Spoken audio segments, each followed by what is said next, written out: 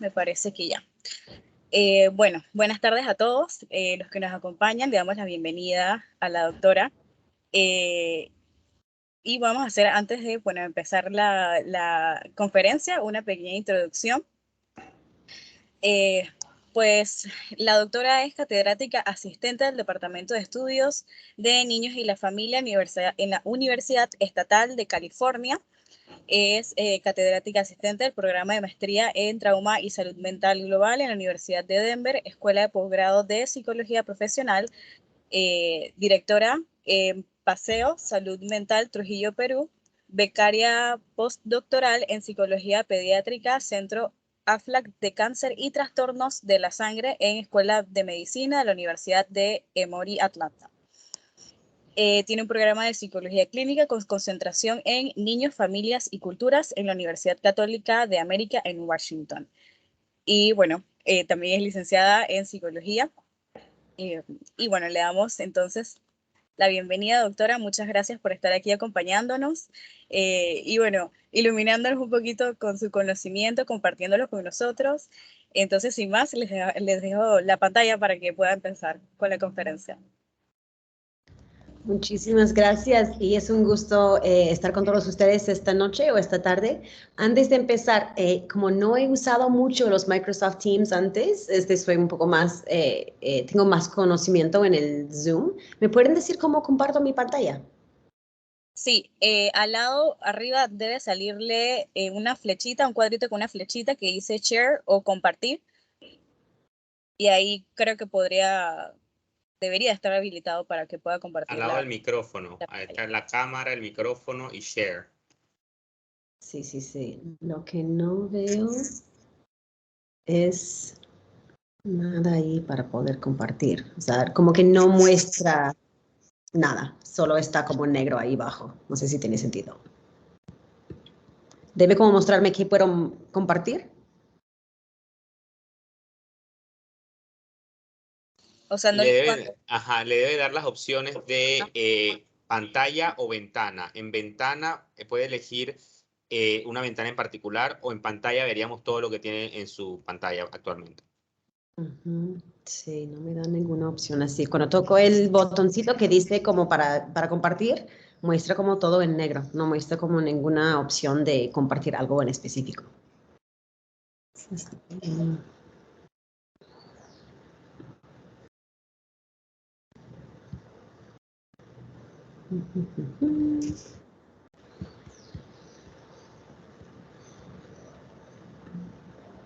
Sí, no me da ninguna opción. O sea, se ve como en negro nomás.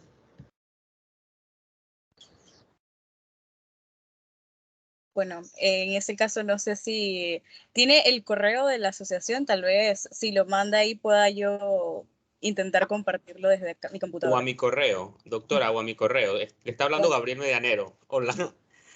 Sí, está bien. Voy a intentar. También voy a ver si salgo rapidito y entro otra vez, si funciona, y si no, ya se los mando. Ok, perfecto.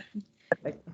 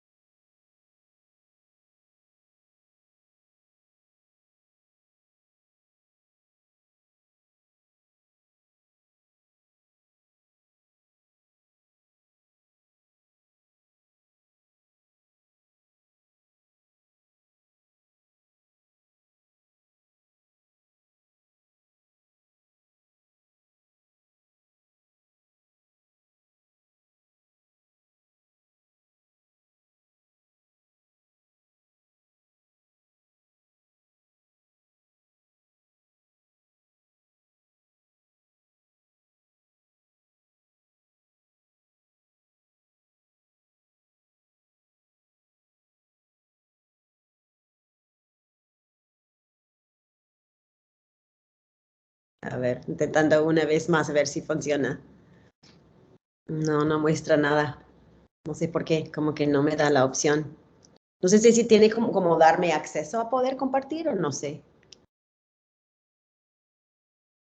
Sí, es que ya tiene el permiso. Debería dejarlo, pero no sé por qué.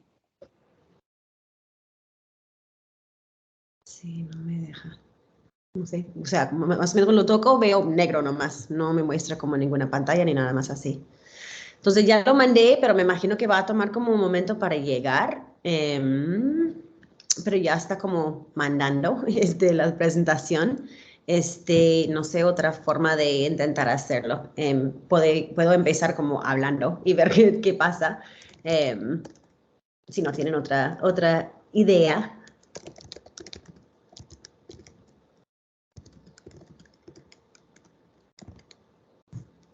Denos un momentito a ver si Gabriel logra compartirlo y entonces, si no, bueno, buscaremos otra opción. Ok.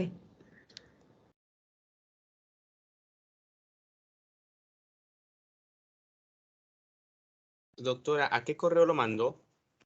Está mandando, pero va a tomar un momento porque es un poco grande el archivo. Entonces lo estoy mandando a tu correo del Gmail.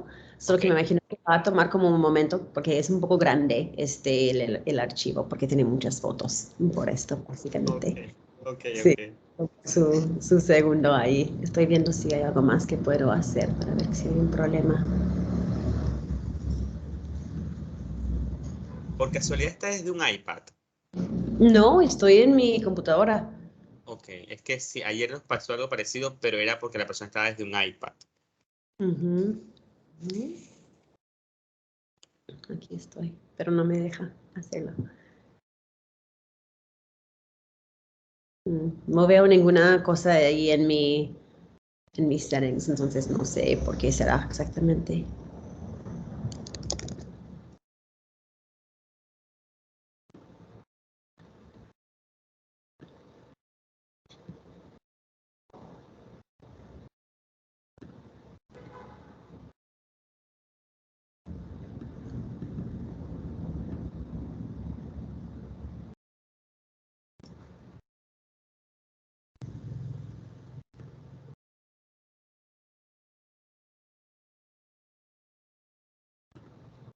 Entonces, esperamos a que se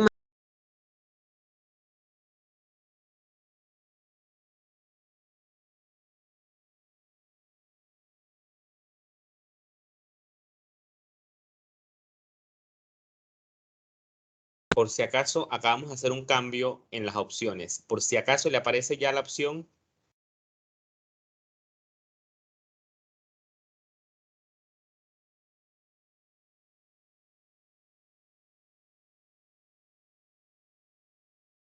Tiene el micrófono silenciado. no me da la opción igual. No aparece nada. Cuando toco el botón para compartir no aparece nada, ningún archivo, ninguna cosa para seleccionar.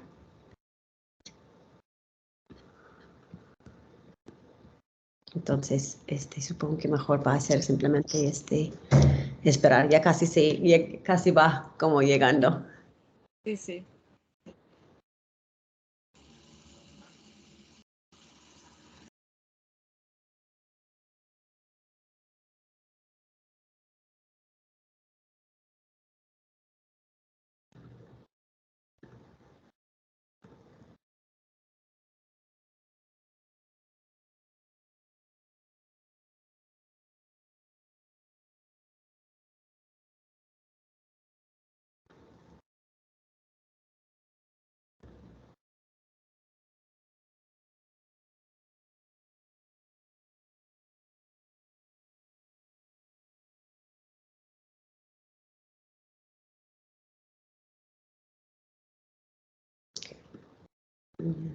Ya se está mandando.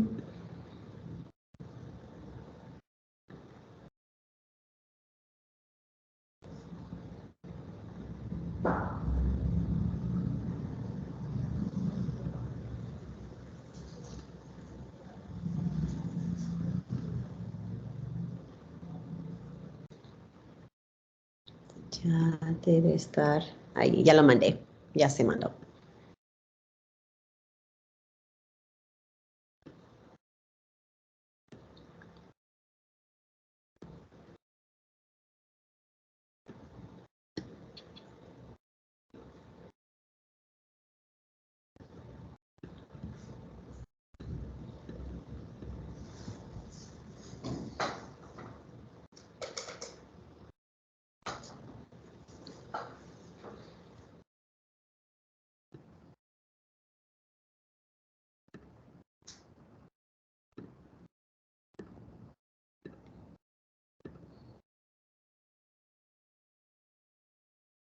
No sé si lo ha recibido, Gabriel.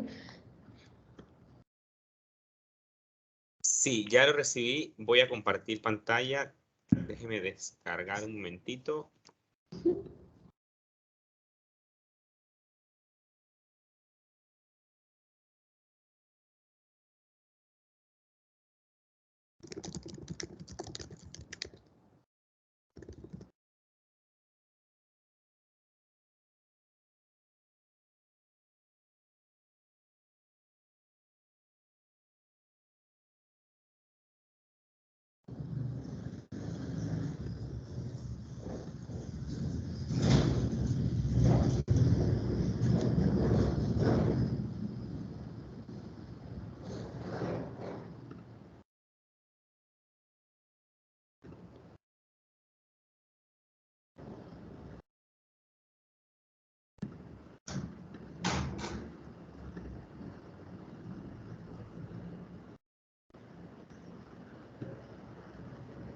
¿Están viendo mi pantalla?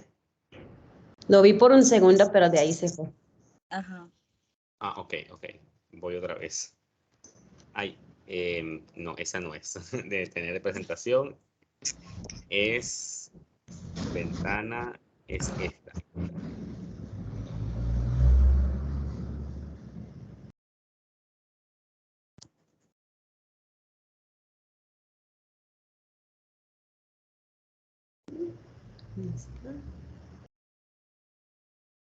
Ahora sí.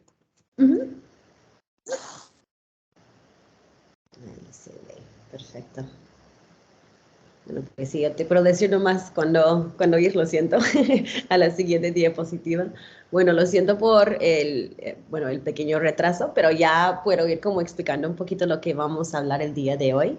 También quería empezar diciendo que ya probablemente han notado, pero el español no es mi primer idioma, entonces es muy probable que voy a cometer algunos errores en lo que estoy diciendo hoy. Y simplemente si digo algo que no tiene sentido o que no se entiende, que por favor me avisan para poder decirlo de otra manera o repetir de la manera que pueda, obviamente también.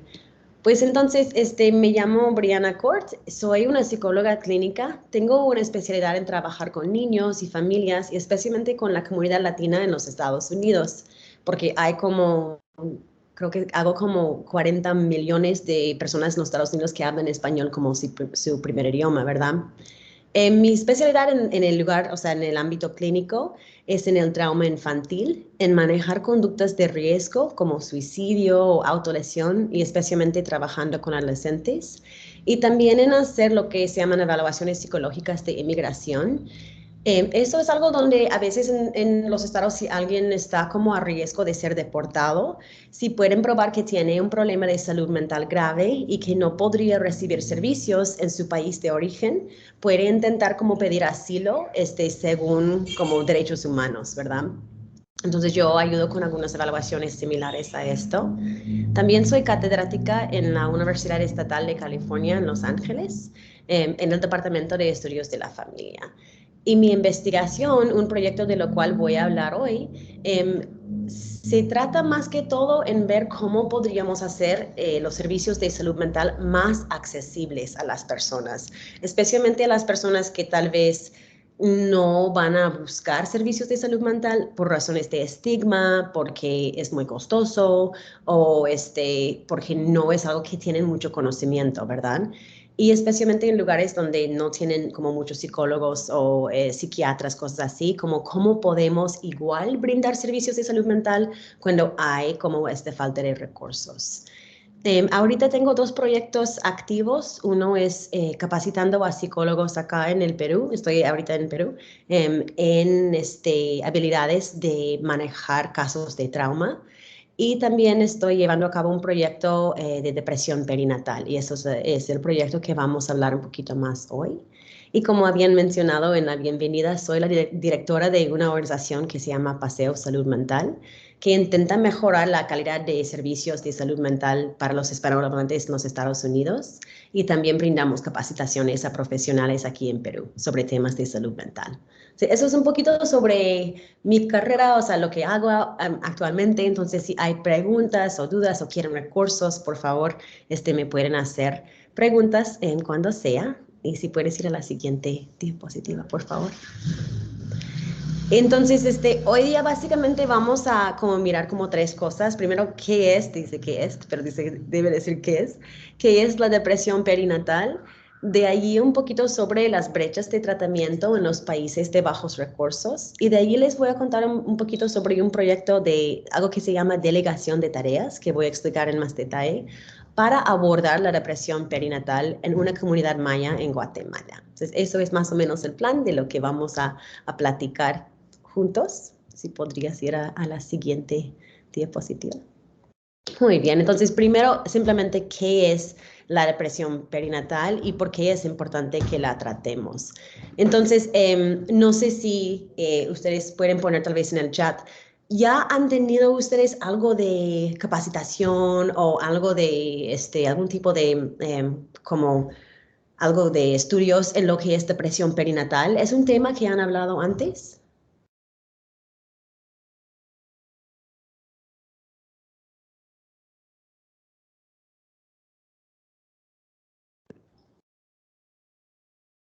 ¿Tienen algo de conocimiento en este área ya o es algo que es tal vez un poco nuevo? Bien, ok, es un poquito, perfecto. Ok, entonces genial. Entonces, vamos a revisar, muy interesante, más que todo el duelo perinatal. Y eso es un factor de riesgo para la depresión perinatal, el duelo perinatal. Entonces, vamos a pasar un poquito de tiempo en qué es, pero tal vez va a ser más como un resumen y de ahí vemos a cómo se puede abordar. Perfecto. Si puedes ir a la siguiente, por favor. Entonces, primero es cuándo. ¿Cuándo es el periodo perinatal?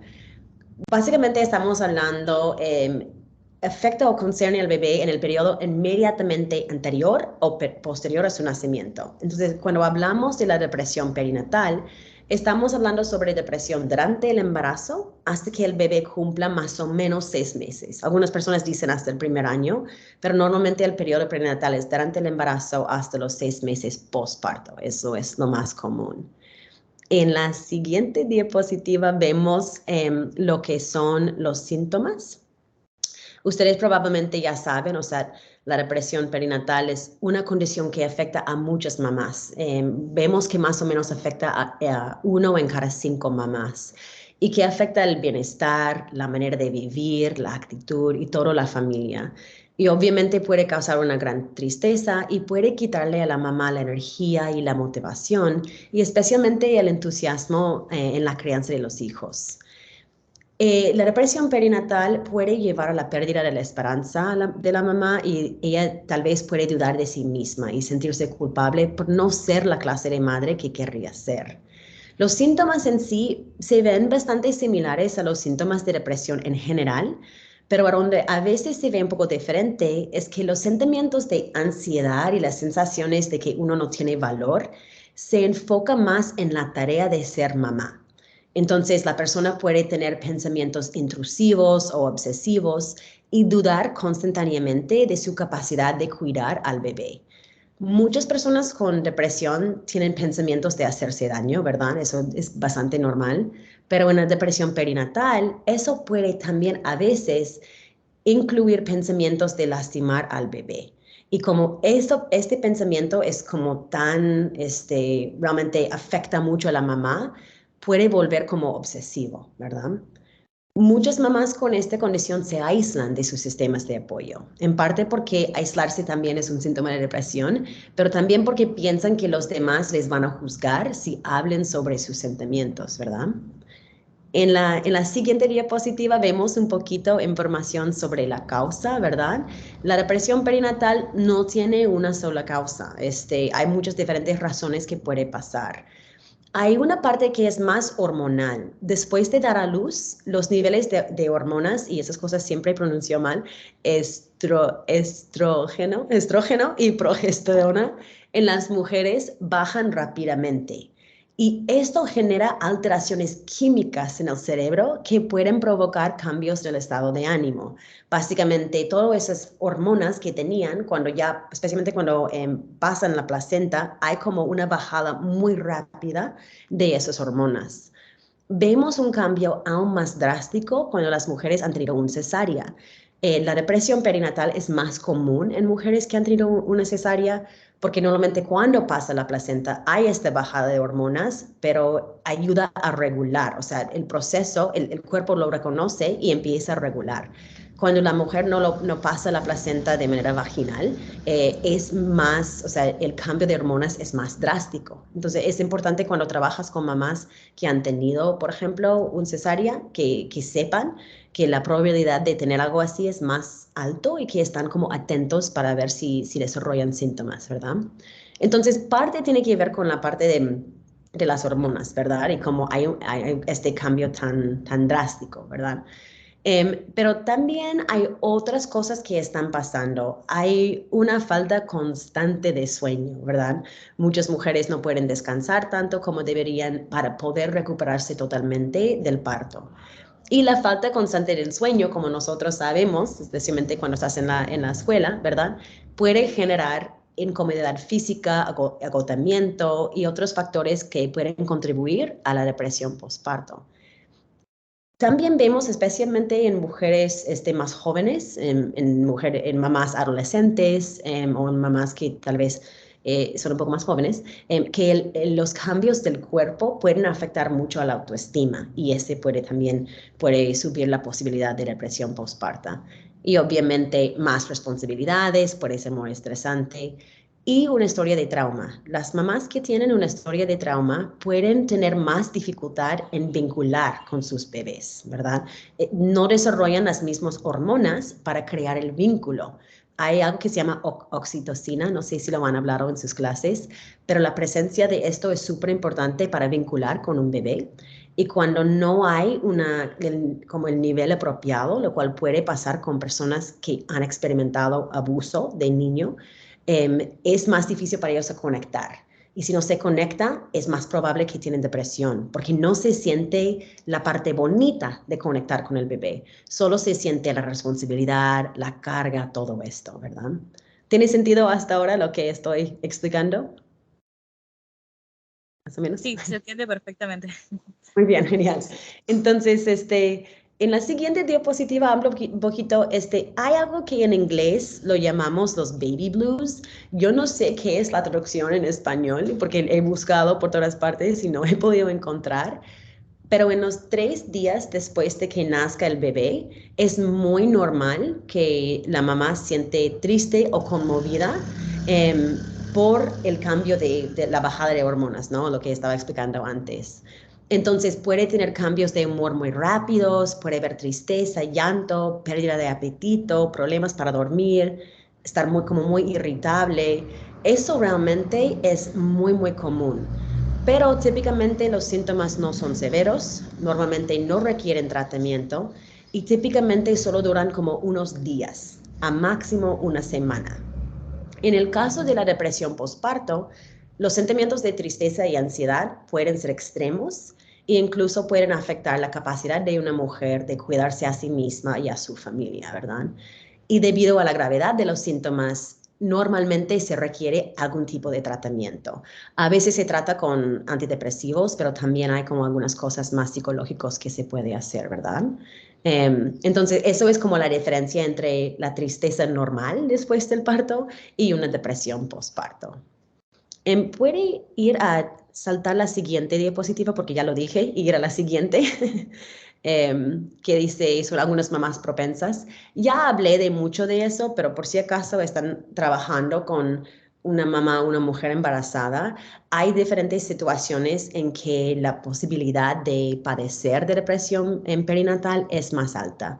Algunas cosas ya había explicado, como la edad temprana de la mamá, una historia de depresión o otros problemas de salud mental, porque ya los neurotransmisores tal vez ya no están equilibrados. También, como dije, una historia de trauma o abuso.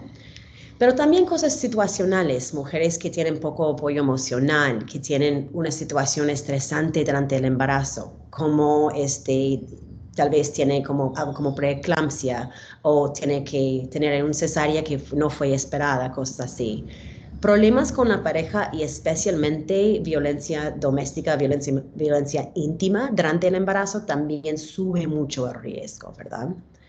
mujeres con anemia o infecciones, que tienen sentimientos encontrados sobre el embarazo o sentimientos negativos, que tienen el parto cesárea, como estaba explicando, o obviamente la muerte del infante durante el embarazo o a poco tiempo, lo cual tiene mucho sentido, ¿verdad?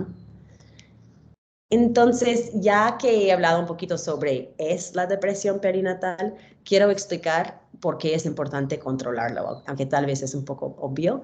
Antes de eso, ¿tiene alguna pregunta sobre qué es o por qué pasa o alguna de esas cosas que hemos hablado? ¿Ha surgido alguna duda o pregunta?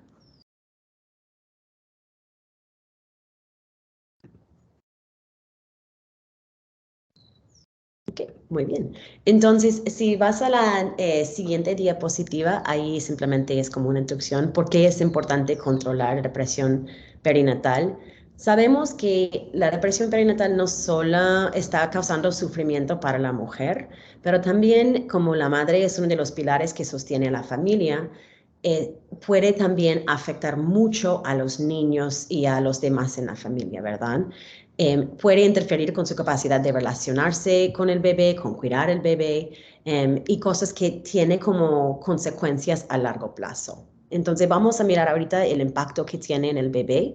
En la siguiente diapositiva puede ver algunas cosas, o sea, han hecho muchos estudios, especialmente en los países de bajos recursos económicos, pero también en lugares de recursos medios económicos.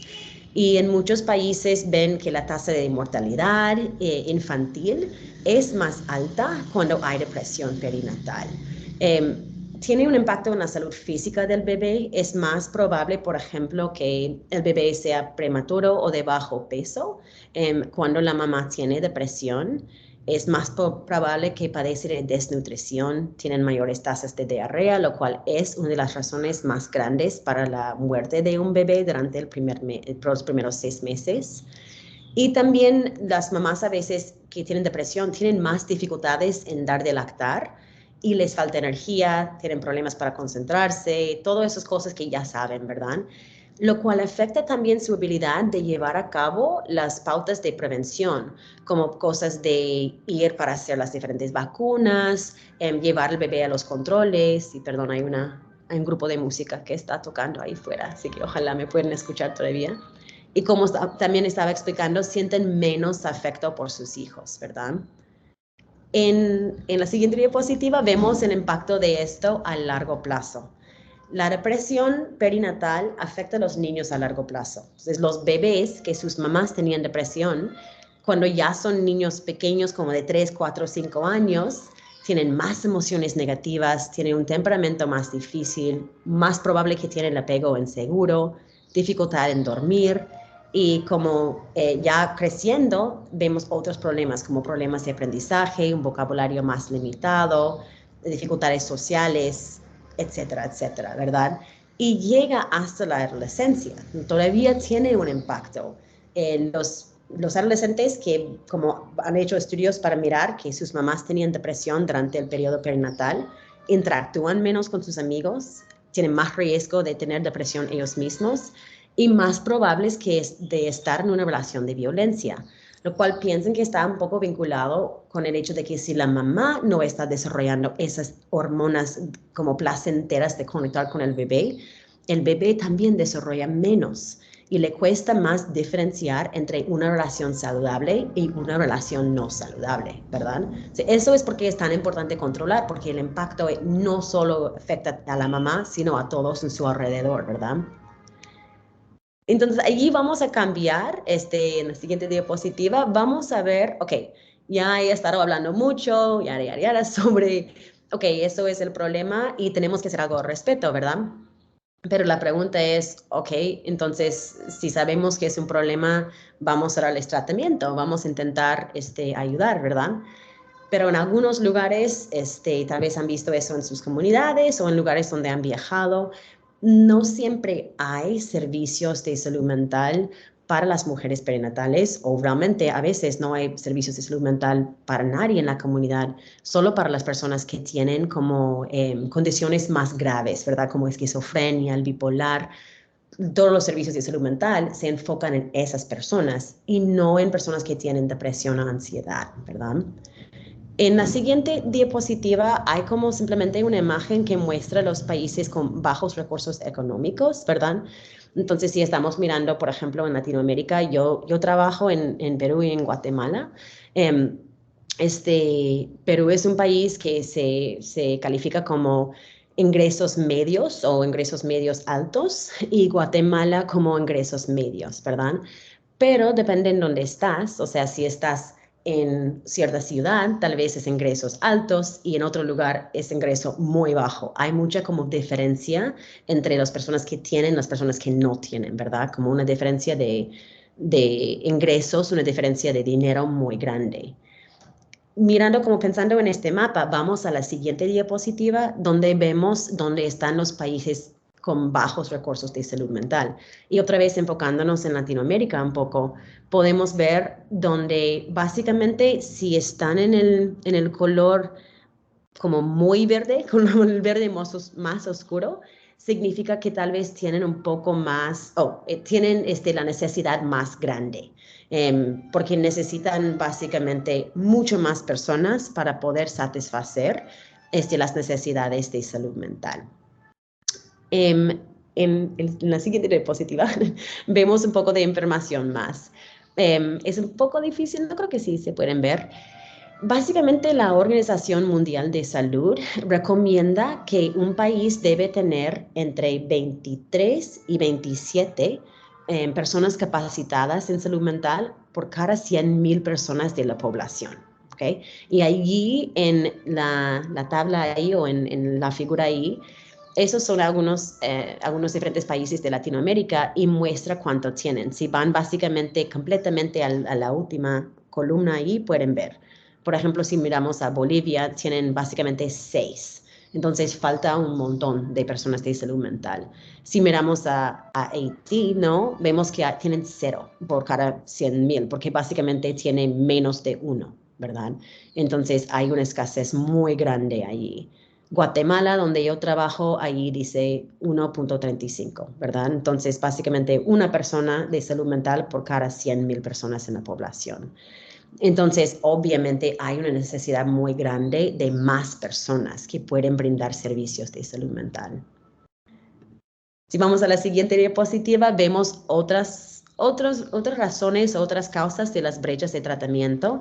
Ya expliqué uno que es la falta de recursos humanos y salud mental, y eso es donde se enfoca el proyecto que les voy a explicar. Pero también me imagino que ustedes han encontrado que el estigma es una razón también. Puede existir servicios, pero si las personas piensan que yo no quiero como acercarme a un centro de salud mental porque la gente va a pensar que soy loca o lo que sea, si existe este estigma, no importa si hay personas que pueden brindar servicios, si nadie va a ir a hacerlos, ¿verdad? Y si eso es un tema que les interesa, les puedo mandar algunos recursos sobre esto. También no sabemos exactamente el tamaño del problema porque hay una falta de instrumentos apropiados para medir los problemas de salud mental en comunidades con menos conocimiento de esas ideas y una falta de tratamientos basados en la cultura que son aceptados en la comunidad, ¿verdad? Muchos de los tratamientos de psicología que hay formaron en Europa y fueron creados por hombres blancos, ¿verdad? Entonces, tal vez no siempre como funciona súper bien en la comunidad donde están intentando implementarlo, porque tal vez las creencias sobre por qué causa los problemas emocionales, los problemas sociales, es muy diferente de lo que va a pensar una persona que fue entrenado en el oeste o en el modelo del oeste, ¿verdad? Entonces, esas son algunas de las brechas de tratamiento que vemos. En la siguiente diapositiva hay un ejemplo de la salud mental en Guatemala. Estas son las cifras como más recientemente, o sea, vienen de 2020, si no me equivoco. Vemos que en Guatemala hay 2.3 trabajadores de salud mental por cada 100,000. De psiquiatras, solo hay 35 en todo el país. Y 1.5 psicólogos por cada 100,000. Entonces, hay una falta gigante de personas de salud mental. Y la otra cosa es que muchos de los psicólogos viven en el capital, viven en la ciudad Guate, ¿verdad? Entonces, si llegas a los alrededores, a los lugares más rurales, no hay nadie, ¿verdad? Y no hay ningún centro de atención primaria de salud mental a nivel comunitario. Entonces, muchos psicólogos al final trabajan de manera privada. Entonces, no hay acceso para muchas comunidades. Cuando hay, y normalmente, o sea, creo que tienen un hospital psiquiátrica y se enfoca más que todo en esquizofrenia, pero el gobierno ha dicho que enfocar en la depresión y la depresión perinatal es una meta para ellos. Y eso es, bueno, no han dedicado nada de dinero a eso todavía, pero están diciendo que ven que eso es un problema. Entonces, ¿qué hacer? En la siguiente diapositiva vemos algo que se llama delegación de tareas. Es una traducción que no sé qué tan buena es, pero básicamente es como un método de abordar el problema de una falta de especialistas. La idea de delegación de tareas viene del mundo de salud pública. Básicamente, cuando empezaron a tener como muchos problemas con el VIH en partes de África, a veces no habían médicos, no habían clínicas y no sabían cómo distribuir o distribuir la información sobre esta enfermedad, cómo enseñar a la gente sobre cómo prevenirlo, cómo distribuir medicamentos. Y empezaron a entrenar personas de la comunidad, o sea, una persona que la gente la tiene confianza, ¿no? Que todos conocen, le entrenan a ella sobre esto y ella empieza a dar información a los demás. Pero ella no es enfermera, no es médico, o sea, pero se puede entrenar a esta persona para tener como una habilidad muy específica, ¿verdad? Entonces, con delegación de tareas se enfoca en grupos con acceso a la población de interés y personas con habilidades naturales de ayudar. Entonces, muchos proyectos de delegación de tareas es como implementar cosas de salud mental en la atención primaria. Es entrenar a las enfermeras a reconocer depresión, ansiedad, ideas suicidas, cosas así, para que ellas puedan estar haciendo como una evaluación inicial cuando ven a las personas y darles un poco de atención de salud mental, especialmente si no hay un especialista que la puede atender, ¿verdad? Pero requiere capacitación específica y supervisión es muy necesario. Muchas veces todavía los psicólogos están involucrados, pero más en capacitación y supervisión de las personas que están brindando los servicios. Hay un ejemplo aquí para darles un poco de idea en la siguiente diapositiva. Este es un proyecto de Zimbabue, en África, en la parte este de África, donde por 13 millones de personas solo hay 13 psiquiatras. Y lo que han hecho allí, un psiquiatra local de Zimbabue, estaba pensando como, en realidad las personas en mi comunidad, si están teniendo problemas de depresión o de ansiedad, ¿con quién van a hablar? Es con las mujeres mayores de la comunidad. Ellas son las personas que realmente confían más en esas personas. ¿Por qué no entrenar a ellas en habilidades como de TCC, como terapia conductual cognitiva, ¿no? O en algunas habilidades de como afrontamiento, como algunas técnicas de relajación? ¿Por qué no enseñar a ellas esas técnicas? Y podríamos como recompensarlas para dar servicios a las personas que necesitan un poco de ayuda. Entonces, básicamente, construyeron lo que ven allí, que lo llaman bancos de la amistad, y pusieron esos bancos afuera de los diferentes hospitales nacionales que habían o regionales que habían y en parques. Y así cuando alguien venía para cosas de salud, también podía, si quisiera, sentar con una de esas voluntarias y hablar con ella sobre sus problemas, ¿verdad? Y ellos aprendieron diferentes habilidades de cómo abrir la mente, cómo animar a la persona y cómo enfocar en sus fuerzas, ¿verdad? Y han visto que ha ayudado mucho a bajar los síntomas de depresión. Y obviamente las mujeres tenían supervisión de personas de salud mental, pero eso no fue su formación. La mayoría solo tenían como educación de secundaria nomás. O sea, eso es un ejemplo de delegación de tareas. Ok, sé que estoy hablando mucho. Hasta ahí, ¿cómo vamos? ¿Tiene sentido lo que estoy explicando? Sí, todo perfecto. Ok, súper bien. Entonces, les quiero contar un poco sobre un proyecto que estamos haciendo actualmente en San Juan y San Pablo, La Laguna. Y allí hay como una mapa a la derecha, no se ve súper bien. Y básicamente San Juan y San Pablo, La Laguna, son dos pueblos en diferentes lados de una laguna muy grande, y los dos pueblos son mayormente indígenas y mayormente de la comunidad maya. En la siguiente diapositiva puede ver un poquito más sobre esto. En esas comunidades, o sea, la mayoría son indígena o mestiza, ¿verdad? Eso es contexto sobre Guatemala en general, eso no es esta comunidad simplemente. Pero como muchos de ustedes probablemente saben, Guatemala tenía una guerra civil que duró 36 años, habían muchos muertos y la mayoría de los muertos venían de la comunidad maya. Y durante la guerra habían tasas altas de femicidio, ¿verdad? Entonces, como específicamente matando a mujeres como una declaración de guerra o como un arma de guerra, ¿verdad? Por eso y por muchas otras razones, los problemas de salud mental en la comunidad maya más comunes son depresión, ansiedad y trastorno del estrés postraumático, el TEPT, ¿verdad? También padecen de tasas altas de mortalidad neonatal y infantil. Entonces tenemos como el problema de salud y problema de salud mental. En la siguiente diapositiva, básicamente este proyecto es una colaboración con un centro de salud comunitaria, porque eso es donde normalmente a veces es más fácil integrar cosas de salud mental en un lugar que ya la comunidad lo tiene confianza, ¿verdad? Porque brinda servicios de salud. Entonces, hay un programa allí en San Juan y San Pablo de la Laguna que se llama Mamá y Yo Saludable, o MIS, donde están enfocando más que todo en la malnutrición de los niños y básicamente ayudar a las mamás a saber cómo darles, o sea, primero le da como mucha información sobre cómo dar de lactar, pero también le da mucha información sobre diferentes formas de asegurar el crecimiento óptimo del bebé.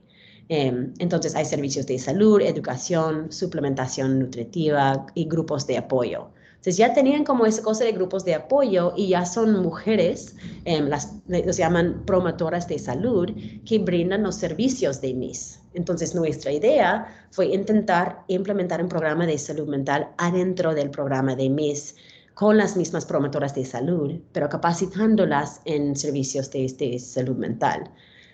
Primero queríamos asegurar que realmente eso, o sea, lo que íbamos a implementar iba a ser accesible o iba a ser entendible y importante para la comunidad. Entonces, el primer paso, que está en la siguiente diapositiva, era entender el tamaño del problema y también cómo se define en la comunidad. O sea, lo llaman depresión, lo van a entender esta idea de depresión o es algo más que debemos estar abordando. Entonces, en la siguiente diapositiva dice preguntas cualitativas. Lo que hicimos, una colega, una psicóloga en guatemalteca y yo hicimos algunas evaluaciones, unas entrevistas cualitativas con 10 promotoras de salud y 20 mamás de la comunidad para entender un poco más cuáles son los problemas más comunes que enfrentan las mamás durante el embarazo o después de que nazca su hijo. También sabiendo un poquito, o sea, ok, es muy normal que las mamás tienen un cambio de emociones. ¿Cuáles son algunos cambios que han visto ustedes en las mamás en su comunidad? ¿Y han notado que algunos están tristes o decaídas después del nacimiento? Y si sí, ¿cómo saben? ¿Qué ven? ¿Cómo lo muestra? Básicamente buscando síntomas, ¿verdad? ¿Cómo sería?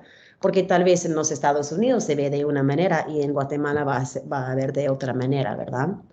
¿Y qué es lo que recomendarían en este caso? Si una mamá viniera y dijo que estaba pasando por esto, ¿qué es lo que ellas mismas recomendarían para entender un poco más cuáles son las normas de búsqueda de ayuda, ¿verdad? Entonces, estas fueron algunas preguntas para ayudarnos a entender que vienen del mundo de antropología para ver cómo se define como un problema, ¿verdad? Y lo que vimos en la siguiente diapositiva, los problemas más comunes que experimentaban las mamás en esta comunidad fue una falta de apoyo o distancia física de sus padres o madres. En la comunidad donde estábamos trabajando, cuando una mujer se queda embarazada, se muda con los padres de su pareja, ¿verdad? Entonces se va de la casa de sus papás. Durante el embarazo no está con su mamá, la persona que probablemente la podría orientar un poco más, está con la mamá de su pareja, con su suegra. Entonces, en esta situación, a veces es muy difícil, especialmente para las mamás jóvenes, a realmente sentir que tienen confianza, que pueden hablar de sus problemas. Y eso fue mucho de lo que escuchamos de los problemas más comunes. Conflicto con los suegros, falta de confianza entre miembros de la familia, rechazo por parte de la pareja, preocupación. Habían algunos cuantos mamás que hablaron sobre el hecho de que muchos de sus parejas tenían problemas de alcohol. Y ahora estaban muy preocupados que, vamos a tener más gastos porque vamos a tener un bebé y mi pareja está gastando todo en alcohol. ¿Qué voy a hacer, verdad? Sentimientos de soledad, de aislamiento, de preocupar por ser madre soltera, preocupar por la salud del bebé, a veces un embarazo no deseado, ¿verdad? Cosas así que más te estaban preocupando, más que un poco de autoestima baja en relación a los cambios corporales. En la siguiente diapositiva vemos algunas cosas que fueron importantes para nosotras en crear el programa, porque por ejemplo, en el lenguaje que hablan ahí, que se llama Tutujil, no hay una palabra para triste, solamente es la idea de no feliz. Y no es muy aceptado, especialmente en público, no, para las mujeres a no estar sonriendo. Y por esta razón, o sea, yo estuve en una entrevista con mi colega que estaba traduciendo a Tutujil y ella estaba como teniendo una conversación con una de las mamás y estaban las dos sonriendo, usando gestos como si estuvieran teniendo una conversación muy positiva. Y terminaron y yo dije, ¿y qué dijo? Y me dijo que la mamá está súper deprimida, que ha tenido pensamientos suicidas, o sea, muchas cosas que no cuadraba con cómo se estaban portando. Y yo dije, wow, como una persona de afuera, eso habría sido muy difícil para mí entender que eso es lo que estaba pasando. Y dijeron que realmente en cómo se ve la persona, tal vez no lo vas a notar por su lenguaje corporal, más si deja de penarse, si deja de arreglarse, que eso puede ser como un síntoma más común, ¿verdad? Preferirían la palabra decaída a deprimida y hace referencia mucho a pensamientos, de pensar demasiado, ¿verdad? Entonces fue como que, ok, estamos enfocando en depresión, ansiedad, importa. Realmente lo que queremos hacer es ayudar, no diagnosticar. Entonces, ¿cómo lo hacemos de la mejor manera? De ahí en la siguiente vemos información sobre la búsqueda de ayuda. Y dijeron las promotoras que si las mamás se sienten deprimidas, probablemente hablarán con ellas, con las promotoras, o sus propias mamás, o a veces con sus parejas. Las madres dijeron lo mismo, pero en diferente orden. Dijeron primero sus mamás, después sus parejas y de ahí las promotoras. Pero igual dijeron que hablarían con sus promotoras, ¿verdad? Entonces, eso nos mostró que sí, probablemente sería bien integrar este programa con las promotoras porque ya es aceptada para ellas a trabajar con las mamás. Allá hay confianza, ¿verdad? Y hablaron sobre el hecho de que rezar, salir de la casa y hablar con una persona de confianza es lo que más funcionaría para ellos. Entonces vamos a saltar la siguiente diapositiva y era uno que se dice las cifras, la siguiente que está ahí. Yep. Entonces ya con esta información creábamos un instrumento de como una escala de depresión, pero una depresión específico a la comunidad, ¿verdad? Pensando en los síntomas que nos han contado. Y de ahí vimos que más o menos casi 50% de las mamás tuvieron puntuaciones de depresión significativo, que estaba afectando su habilidad de llevar a cabo como sus responsabilidades, de cuidar de sí misma, tal cual, ¿verdad? Y habían 5 mamás, 8%, que reportaron pensamientos suicidas también. Entonces, la última cosa que voy a explicar y rápidamente en la siguiente diapositiva, ya con esta información seleccionamos un modelo basado en la evidencia para abordar la depresión perinatal en la comunidad ahí en San Juan y San Pablo. En la siguiente diapositiva hay información sobre un programa que se llama Pensamiento Saludable. Si les interesa este tema, este manual es ¿cómo se dice? No sé cómo se dice en español, pero es accesible de manera gratis. O sea, les puedo mandar el enlace de donde está y ya hay un manual que existe en español. Pensamiento Saludable es una intervención psicosocial para la depresión que está basado en datos científicos y está adaptado al periodo perinatal. Fue creado en Pakistán porque Pakistán tiene lugares muy rurales, muy separados de otros lugares y normalmente en vez de clínicas de salud, tienen equipos de salud que viajan de pueblo a pueblo. Y allí pues tienen como 10 personas en este equipo de salud que son, lo llaman trabajadores de salud femeninas. Y básicamente ellas aprendieron sobre esta intervención para poder llevarlo a cabo con las mamás, ¿verdad? Está diseñado para ser utilizado en entornos de atención de salud no especializada y lo puede ofrecer cualquier persona que tiene la capacitación y que tiene por lo menos nivel secundaria y puede leer. Eso básicamente son los requisitos. Combina psicoeducación, terapia conductual cognitiva y también algunos tratamientos complementarios como un poco de activación conductual, cosas de relajación y resolución de problemas y reactivación de las redes de relaciones sociales. Entonces, el entrenamiento es típicamente 5 a 10 días enteros, en grupos no más grandes de 15 participantes, y de ahí hace como un curso de actualización de un día cada 4 meses. Y es medio día de supervisión una vez al mes. La evidencia muestra que este programa ha ayudado mucho a bajar el nivel de depresión. 3 de cada 4 mujeres se han recuperado de depresión después de la intervención. Pero también tiene un impacto en que las mamás reportan más apoyo social, reportan que pasan más tiempo jugando con el infante, lo cual tiene muchas buenas consecuencias a largo plazo. Y los infantes tuvieron menos episodios de diarrea y eran más probables de haber recibido sus vacunas. Entonces, también afecta la salud. Otra cosa que vieron, y el programa no habla nada de esto, es que las mamás que estaban en el programa fueran más probables de utilizar métodos de control de nacimiento después de la intervención. Entonces, este programa es lo que decidimos usar en Guatemala. Si puedes saltar la siguiente y ir a donde dice el enfoque, esto. Es más aceptable en esas comunidades porque no lo llaman como un tratamiento de salud mental, sino se llama Pensamiento Saludable y es un programa de salud de la mamá y el bebé, ¿verdad? Entonces, muchas mujeres y sus familias no ven los síntomas de la depresión como un problema que requiere atención, ¿verdad? La etiqueta de depresión es un estigma, pero la salud es un concepto universalmente más aceptado que la depresión. Y el desarrollo óptimo del bebé puede ser como la razón principal para hacer algo al respecto, ¿verdad? Entonces, se enfoca mucho más en eso. También es una orientación hacia la familia. El enfoque del entrenamiento está en la madre, pero toda la familia está involucrada activamente. Y eso es muy importante porque si los otros miembros de la familia no apoyan que estén en el programa, es muy probable que se van a retirar, ¿verdad? Y eso nos ha pasado en el proyecto actual que recién empezamos. Una mamá ha salido ya porque su suegra no estaba de acuerdo, ¿verdad? Entonces es muy importante que la familia esté involucrada. Y se enfoca más en el desarrollo del bebé. Las sesiones van, o sea, cuando el bebé está 1 mes, 2 meses, 3 meses, y también enseña habilidades de parentesco, de cómo jugar con el bebé, cosas así, para que de nuevo el enfoque es más en el bebé y se siente como más apropiado, ¿verdad? Eso es más o menos como es.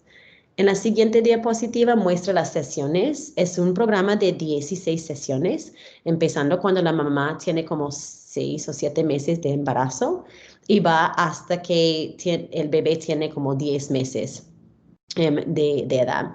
Y primero al principio es semanal, de ahí es cada 15 días y de ahí se vuelve mensual, ¿verdad?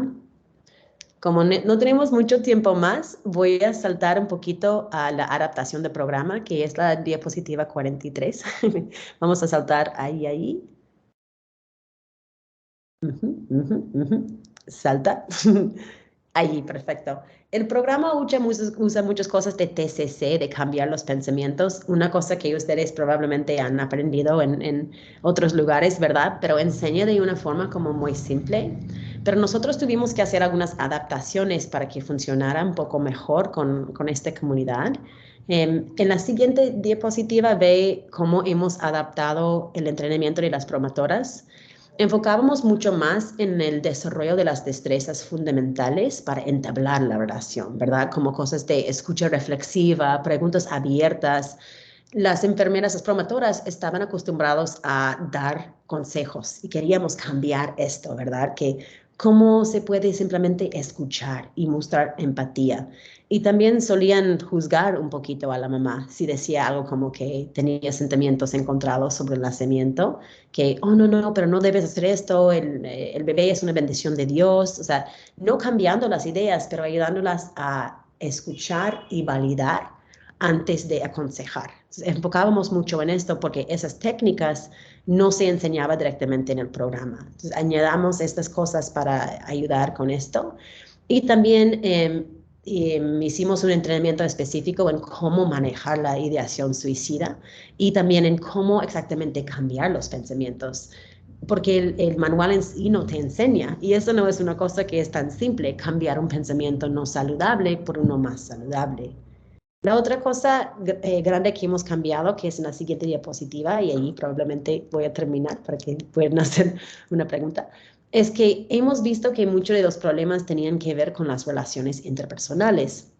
Entonces, nosotros hemos añadido una sesión al principio, que es una sesión de evaluación inicial, donde básicamente eso se ha tomado de la terapia interpersonal y de un programa que también se ha usado en países de bajos recursos y lo hemos traducido y adaptado un poco, pero básicamente es un cronograma para entender cuándo empezaron los síntomas y qué estaba pasando en su vida y de ahí ver quiénes personas estaban ahí para empeorar o mejorar el problema que tenía, lo cual en la siguiente diapositiva se ve, es algo que se llama el inventario interpersonal.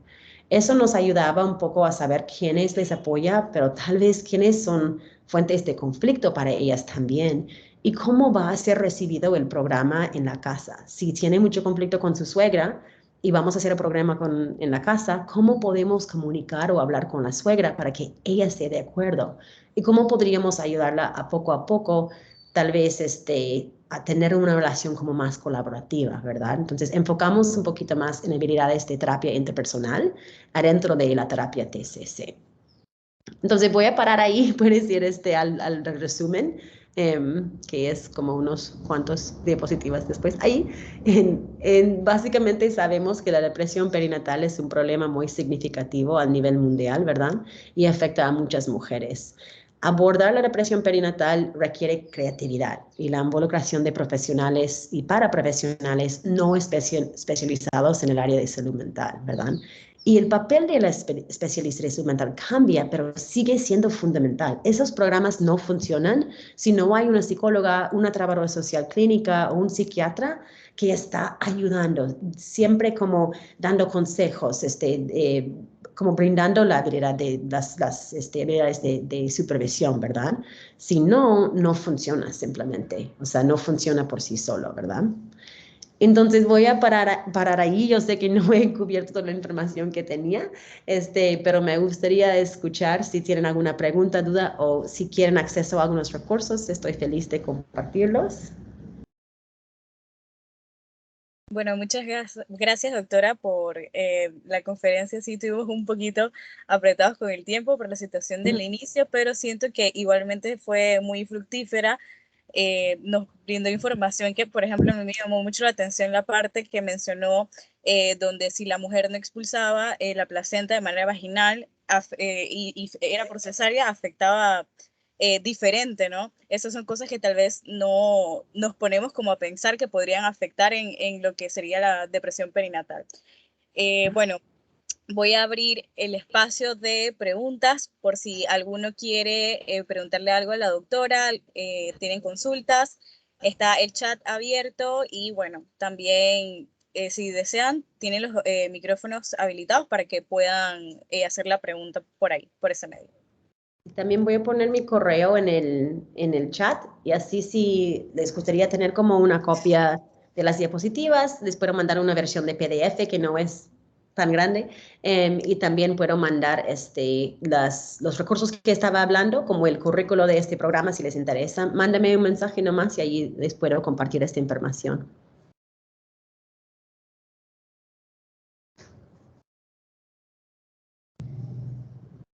Hola, buenas tardes. Buenas tardes. Mira a todos los que estamos en esta maravillosa esta profesión de la psicología. Mira, mientras estabas relatando tus experiencias, estaba recordando y estaba viendo Panamá como país. A pesar de ser un país con un Producto Interno Bruto bastante alto, vemos la deficiencia de invertir en este tipo de programas como el que mencionaste, Sí. de estas mujeres que estaban afuera de los hospitales. Y la experiencia más cercana que ha tenido Panamá, pienso yo, y lo que he vivido en esta profesión de la psicología, fue unas intervenciones que se hicieron capacitando a docentes, capacitando a psicólogos para abordar los primeros auxilios en el contexto de la emergencia, y lo dio la doctora Concha Pinos, no sé si la conoces. Entonces, sí me interesa preguntarte, ¿qué forma tenemos nosotros para poder especializarnos o acceder a estos cursos de manera gratuita? Porque plata no hay. Ajá. Sí. Simple. Trabajo no hay tampoco. Entonces, quiero que me digas, y muchas gracias de verdad por abrirnos este pantallazo de lo que has vivido. ¿Qué podemos hacer nosotros los que no tenemos plata para poder, aunque sea, acceder a estos cursos, pues, y capacitarnos? Porque esperanza de este gobierno. Gracias. Ya, y es una muy buena pregunta, y debo admitir que yo soy un poco ignorante sobre la situación de salud mental en Panamá. Entonces, obviamente, ustedes saben mucho mejor cómo pueden o no pueden funcionar esas cosas allí, ¿verdad? Los recursos de este programa son gratuitos. O sea, la Organización Mundial de Salud deja acceso, o sea, las personas que están capacitadas lo pueden usar, y simplemente lo que piden es que avisan, queremos probar eso en tal sitio, y dicen, ok, y si publican algo que los avisan y todo esto, pero son gratuitas. Entonces, el manual en sí pueden tener acceso a esto, ¿verdad? La cuestión de ahí es cómo buscar un sitio donde se puede implementar, porque eso también requiere recursos. Lo que nosotros estamos haciendo es un pequeño proyecto de investigación. Tenemos fondos de mi universidad, no grandes, pero fondos, con la idea de ojalá sí funcione. Estamos haciendo un piloto de 50 mamás. Podríamos ir al Ministerio de Salud y decir, mira, eso es el impacto, eso es cuánto costaría para realmente invertir en un programa así, y ver si están interesados en intentar ampliarlo, ¿verdad? A otras clínicas, cosas así. Si no funciona, pues no funciona, ¿verdad? Pero la idea es empezar en un centro comunitario donde podemos como controlar un poco más, y es un pequeño espacio, y de ahí hablar con el gobierno a ver si están interesados. Entonces, es como el primer paso, ¿no? Ver dónde encontrar un poco de recursos para intentar, o tal vez en una clínica o un lugar, ver si funciona. Y de ahí ir buscando, ¿verdad? De esta manera. Pero sí, es difícil, te entiendo, porque si no hay, y Guatemala es similar, o sea, no dedican dinero a salud mental. Solo que han mostrado que esto ayuda al gobierno a ahorrar mucho dinero en gastos de salud, si hacen algo así. Porque si las mamás son más propensas de vacunar a sus hijos, más propensas de darles una nutrición adecuada, los niños se enferman menos y necesitan menos recursos de salud, ¿verdad? Al final del día es en su interés del gobierno hacerlo, pero convencerlos siempre es lo complicado, ¿verdad? Me parece muy interesante lo que acaba de comentar de que esta parte puede ayudar a las madres a convencer de vacunar a sus hijos y o sea, de que haya una relación positiva con los hijos. Y es parte también de lo que hablábamos ayer justamente en la conferencia de alfabetización en salud, la necesidad imperante que hay de comenzar a alfabetizar a la población en temas de salud, en la que las profesiones sepan temas de salud en términos generales. Y pues a lo que nos compete a los estudiantes de psicología, futuros psicólogos, en temas de salud mental, ¿no? Esta parte de educación en salud mental. Entonces vamos viendo cómo una conferencia se va uniendo un poco con las anteriores, de una manera u otra, porque sí, o sea, yo no había visto que tal vez también esta parte ayudaría justamente a eso, ¿no? A la parte de salud del niño, de salud del niño, y que el niño pues tenga otros hábitos de salud otra parte, otra inmunización, ¿no? La parte de vacunación que tiene que ver con la inmunización. O sea, que si bien es cierto que puede que la madre no crea y para que ella se lo ponga, puede ser que sí diga, yo se lo voy a poner a mi hijo. Entonces, Claro. es bastante diferente y es bastante interesante cómo esto estaba relacionado, como ya digo, con las otras presentaciones que hemos estado viendo. Y bueno, un poco de comentarle a la compañera Jennifer, creo que era, bueno, la tesis puede ser en ese tema, Jennifer, la tesis de licenciatura puede ser en un tema como este, porque ya vemos que el programa está gratuito en internet, vemos que la disposición está para pues, poder hacer un contacto con la doctora incluso, para poder guiarlo. Entonces, yo creo que también un poco de parte de los futuros psicólogos es atrevernos a hacer cosas diferentes, hacer otro tipo de programas, aplicar estos programas que estamos conociendo a través de estas conferencias en nuestras realidades sociales. No es lo mismo, si bien nos parecemos un poco en tal vez Perú, Guatemala, no somos lo mismo acá en Panamá. También tenemos nuestra población indígena, nuestra población autóctona, que tiene sus particularidades y son de difícil acceso. Tienen su propia cultura, su propio idioma también. Entonces también sería interesante ver cómo se les llega a esta población indígena, que es diferente a la de Guatemala, que fue la que mencionó usted. Entonces sí sería interesante. Ahí Jennifer, una opción podría ser justamente eso, ¿no? Un contacto, una orientación para ir viendo esta parte de una investigación y ir sembrando la semilla para que se hagan más cosas a futuro. ¿Quién sabe? Una tesis la puede agarrar una persona, la puede leer y puede decir, este programa se puede aplicar en otras clínicas, en otros centros de salud, y pues ir un poco haciendo eso de poquito en poquito, granito a granito. Sí, exacto, exacto. Y así, y a veces se siente como que oh, el trabajo es demasiado grande, ¿verdad? Y es posible que lo que yo estoy haciendo ahorita nunca llegue a ningún otro lugar. Tal vez, o sea, el gobierno dice no. Entonces, nosotros vamos a seguir buscando fondos para por lo menos dentro de este centro comunitario sigue funcionando, porque por lo menos puede ayudar a algunas mamás. Pero a veces sí es frustrante, ¿no? Batallar con la burocracia, que digamos, ¿no? Pero es muy buen punto. Tesis, o sea, algo así es un muy buen lugar o buena manera de intentar alguna de esas cosas. Bueno, doctora Court, muchísimas gracias por su participación, por regalarnos su tiempo y sus conocimientos. También gracias al Magíster Balba, que lo tenemos en sala, Sí. por hacer el contacto con usted. Bueno, fue quien realmente nos brindó ese contacto y para que usted pudiera estar con nosotros. Así que a ambos muchas gracias por sus conocimientos. Y pues eso, yo creo que la siguiente presentación también está relacionada, que tiene que ver con ansiedad generalizada. Entonces les cedo la sala a Karen. Muchas gracias a todos, que tengan muy buena noche. Igualmente. Bueno, continuando con las actividades del día de hoy, la próxima presentación la vamos a tener por parte del magíster Leonel Betancourt, el cual, bueno, voy a hacer una pequeña introducción antes de que pueda presentar la conferencia.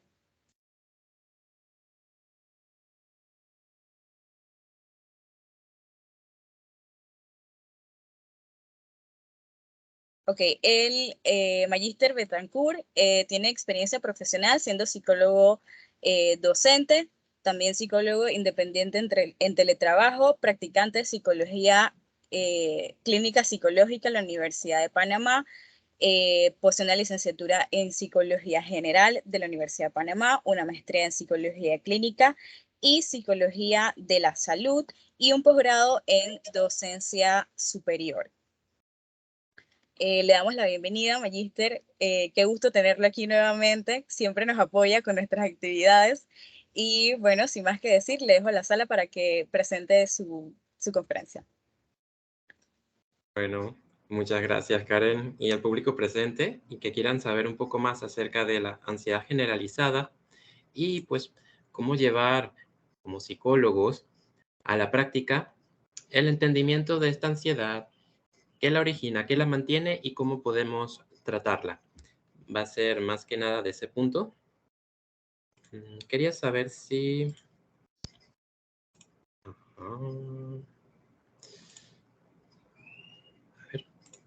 Ajá, ¿me dicen si se ve la pantalla del PowerPoint? Sí, se Sí, ve. Sí, perfecto. Sin más, pues vamos a dar comienzo. Este va a ser una pequeña conferencia bastante práctica, así que estemos atentos al contenido y va a ser participativo. Nos llevaremos algunas herramientas en el camino. Conoceremos de qué trata esa ansiedad generalizada, cómo se origina, qué es lo que participa en su mantenimiento, que las personas sufren con ansiedad generalizada por años. Una vez que eso se instala, el pronóstico no es bueno si no se trata. Ella va agravándose, deteriorando a la persona en distintos ámbitos si no recibe tratamiento psicológico. Luego veremos cómo se evalúa y qué terapias tenemos a disposición para dar entonces el espacio a los psicólogos. Entonces, claro, pueden hacer preguntas en cualquier momento, solo que vamos a ver un vídeo en unos segundos y después de eso vamos a participar del contenido. Entonces, conozcamos qué es la ansiedad.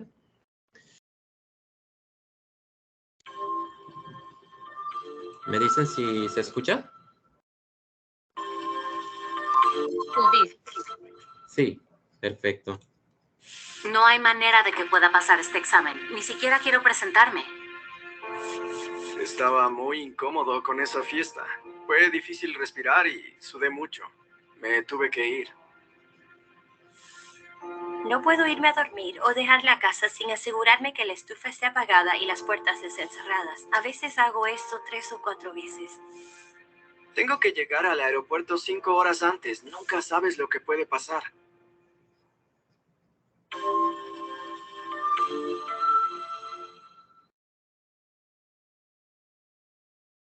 Estas son las voces de personas que han sentido ansiedad. La ansiedad es una reacción común a eventos diarios, como tomar un examen final o hablar en público. Pero cuando la ansiedad lo hace sentirse muy incómodo y hace que la vida cotidiana sea difícil, entonces se vuelve un problema, o lo que llamamos un desorden. Lo sé, pues he vivido con ansiedad por mucho tiempo. Mi propia ansiedad se siente como si se tratara de todo. Me preocupan muchas cosas de maneras diferentes y tiene un gran impacto en mi vida. Me estreso sobre cosas que están a punto de suceder o que pudieran suceder, y eso hace que no me pueda enfocar en dónde estoy o con quién estoy. A veces mi corazón palpita mucho, hablo muy rápido y soy grosero con las personas. Mi familia se frustra mucho conmigo. Cuando en verdad es malo, siento un nudo en mi estómago todo el tiempo. Hasta me siento deprimido y quiero que me dejen en paz. Siento que si hago algo lo echaré a perder o algo irá mal, así que muchas veces prefiero evitarlo todo.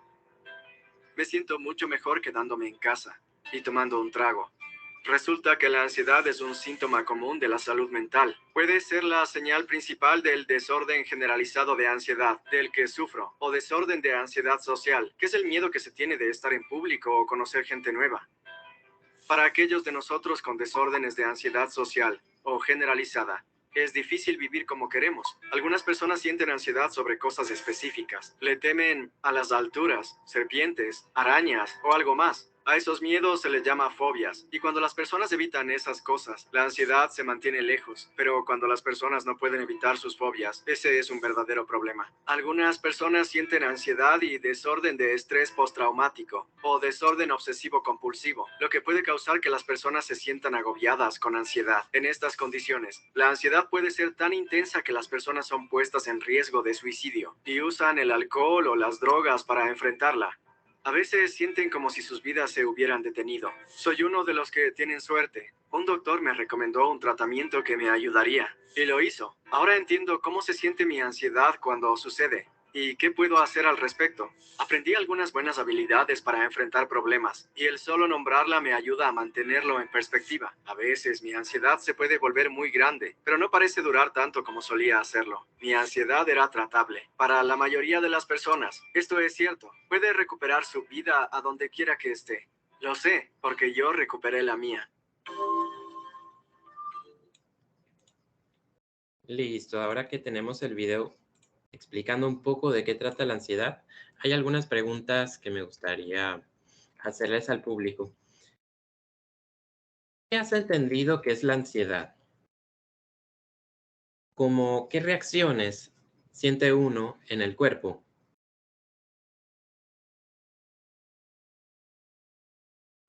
Y aquí lo anoto.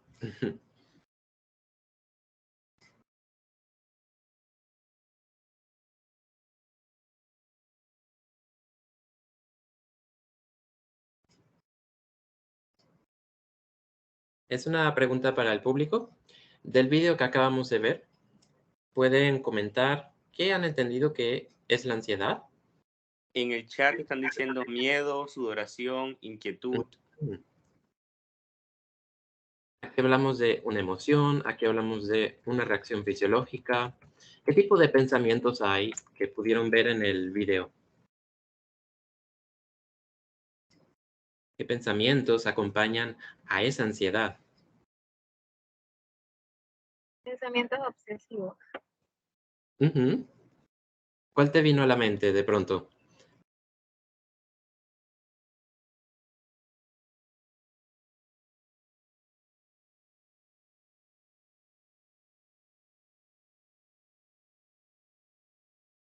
Habían varias situaciones que la persona estaba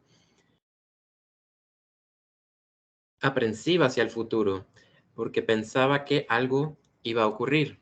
Entonces, la ansiedad usualmente es hacia un estímulo que no está definido. ¿Y qué quiero decir con eso? Que la persona no está realmente segura de qué está sintiendo esta ansiedad, esta reacción de sudoración, de miedo. Y como han visto, ha pasado varias situaciones en el vídeo donde la persona estaba deteriorándose. Una de estas era en las fiestas.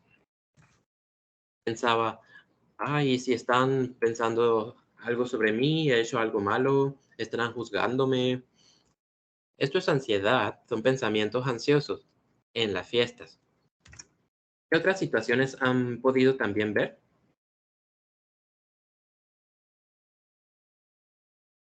Ujú. Aquella persona que sale de su casa y luego regresa y dice, ¿será que habré cerrado bien? ¿Será que cerré la llave del gas? Y lo hace hasta 5 veces. Ajá. Verificación. Ujú. Verificar que he hecho bien las cosas antes de salir para evitar una catástrofe. Pensando la llave del gas, si la dejé abierta, pues eso qué significa. Y quiero asegurarme de que no vuelva y la casa esté hecha escombros. Así que hay cierto tipo de pensamientos, todo es muy, muy ligado al futuro.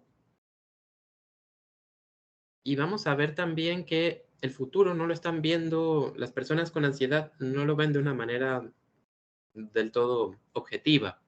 Van a estar centrándose, buscando con la atención elementos negativos para confirmar sus creencias. A eso le llamamos sesgo atencional.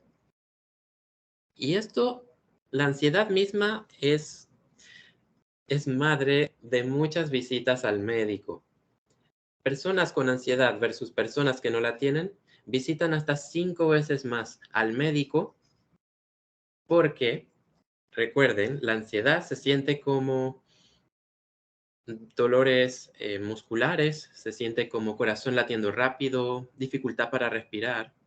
Si alguien no está muy claro que eso es ansiedad, va a pensar que algo le pasa y por eso consultan al médico. Y luego esta persona le dirá, mira, esto parece más de orden mental y derivan a psicología, porque en los exámenes médicos todo sale bien, no hay ningún indicio de que una enfermedad esté causando los síntomas. Más que nada es de orden mental. Y esto le sucede a 3.7% de los adultos. En Estados Unidos ese porcentaje es 6 millones de personas. Así que hablamos de que es un trastorno muy común y afecta el doble de veces a las mujeres que a los hombres. Entonces, antes de tener a un paciente al frente, antes de brindarle tratamiento para ansiedad, hay que descartar que no tenga enfermedades médicas, porque también está la otra lado de la moneda que dice, siento que el corazón me late rápido y creo que es la ansiedad. Y cuando vamos a ver, no, es que había una patología cardíaca que había que detectar con el médico. O sea que el tratamiento no iba a quitarle los latidos del corazón rápidos, a no ser que hiciera el tratamiento farmacológico de un cardiólogo. ¿Mm? Ah, bueno, no había puesto la pantalla. Aquí vamos ahora a conocer de qué tratan los síntomas de la ansiedad generalizada. Una pregunta que se hace en consulta: ¿te has preocupado acerca de algo de manera excesiva? Y un buen ejemplo puede ser esto. Imagínense que tienen un huevo en la mano y lo compraron, bueno, lo tienen y se dicen, no estoy seguro qué voy a hacer con esto. ¿Será que hago una torta? ¿Será que hago huevo frito? ¿Será que hago un omelette? No me decido. Y mientras yo estoy pensando qué hago con el huevo, lo llevo conmigo a todas partes. Me baño con él, duermo con él, hago mi trabajo con él, cuidando que no se rompa. Así que en cierta medida, el lugar donde yo me estoy preocupando no es coherente con las cosas que estoy haciendo. Me estoy llevando un pensamiento de preocupación a situaciones donde no aplica. Eso podría ser manera excesiva, de manera excesiva la preocupación. Si hablamos que es de manera exagerada, es que yo pueda pensar, ¿y si se cae un avión en mi casa? De esos aviones que pasan y los escuchas. ¿Y si se cae un avión en mi casa? Puede ser muy poco probable, pero si alguien lo dice así, es como, no exageres. De ese tipo de preocupaciones es la que hablamos. La siguiente pregunta es, ¿has sentido cansancio a causa de una actividad en la que solo debes pensar? Pongámonos en los zapatos de nosotros mismos cuando jugamos juegos en línea, cuando leemos una novela interesante, cuando pasamos horas, pero digo horas, jugando, resolviendo enigmas. Todo esto está comprobado que la actividad mental cansa, porque ella genera una activación de el desprendimiento de glucosa, que es esa energía que necesitamos. Entonces, si pensamos, el solo hecho de pensar gasta glucosa. Por eso, alguien que se preocupa constantemente, que está pensando, está gastando glucosa y por eso se cansa, siente fatiga, siente dolores musculares también.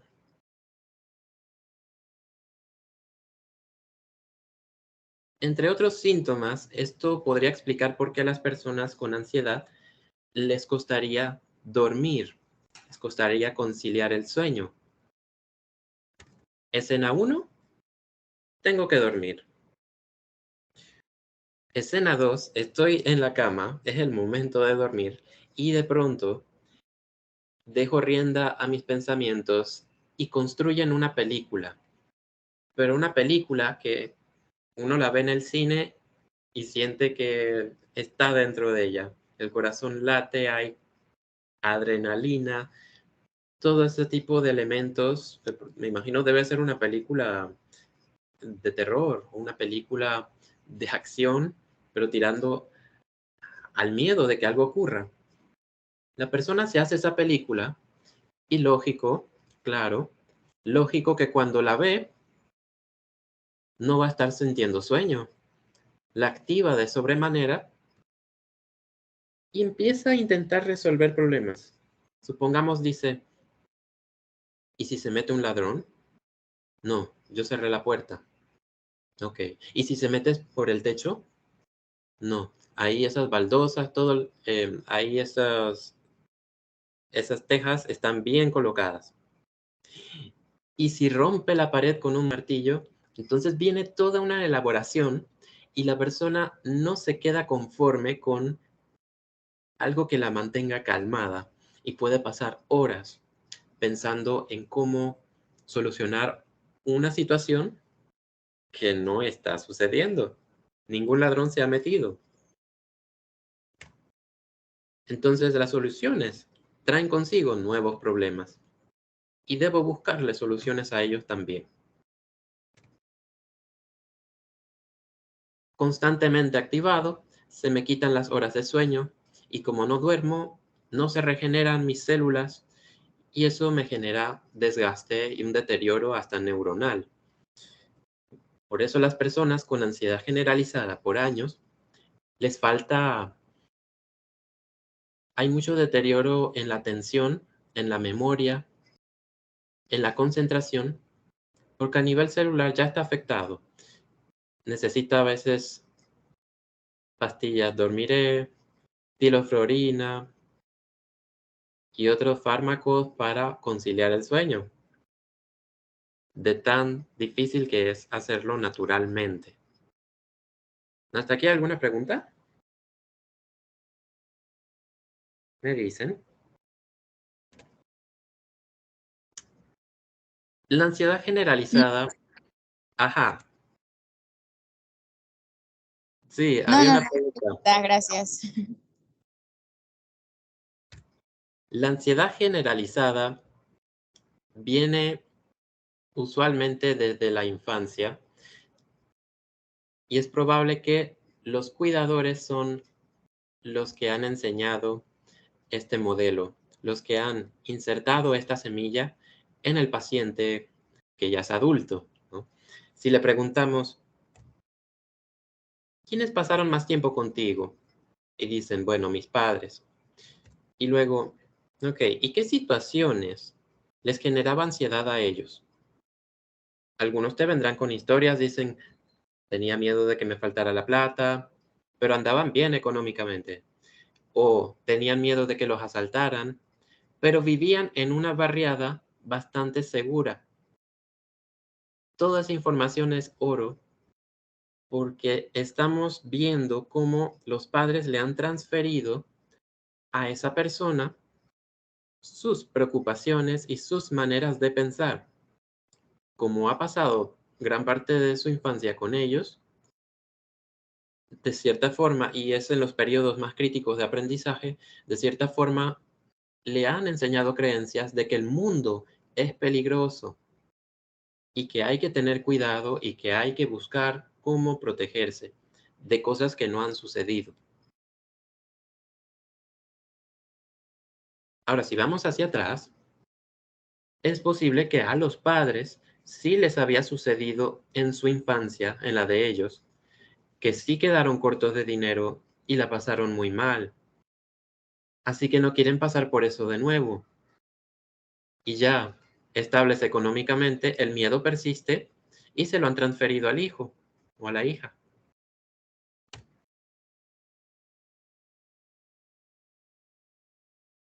Vamos a pasar a la evaluación. Esto es más un apartado aquí para psicólogos, pero también sé que nos visita el público general. Pero este apartado es para que los psicólogos conozcan cómo evaluarla con instrumentos psicométricos. Este es uno que se llama el GAD-7. GAD viene del inglés Generalized Anxiety Disorder, es el trastorno de ansiedad generalizada. Y es el modelo 7, que tiene 7 ítems que evalúan los síntomas de la ansiedad generalizada. Y al final busca ver qué tanto es el deterioro. Así que no solo te da información para diagnosticar ansiedad generalizada, pero también te dicta qué tan intensa es en tu paciente. Es buena herramienta si deseas utilizarla para evaluar. Luego está el aspecto de evaluación conductual y ahí entran preguntas sobre cómo la persona en su día a día se defiende, busca solucionar su ansiedad, su propia ansiedad. Y si te dice, pues yo busco soluciones a problemas que no están ocurriendo todavía, bueno, ahí puedes activar un poco tu alarma, tu sensor de ojo clínico y pensar que por ahí podría haber una ansiedad generalizada. También puedes preguntar, oye, frente a la ansiedad, cuando tú la sientes, ¿en qué situaciones se da? Es necesario ver en qué situaciones se dispara.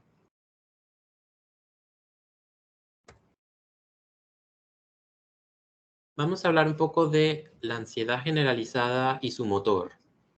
El motor de un carro, sabes que hace que el carro avance, que siga rodando por la calle.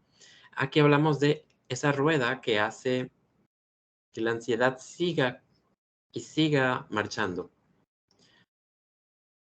Toda emoción, químicamente hablando, toda emoción dura en el organismo una cuestión de segundos, menos de 10 segundos.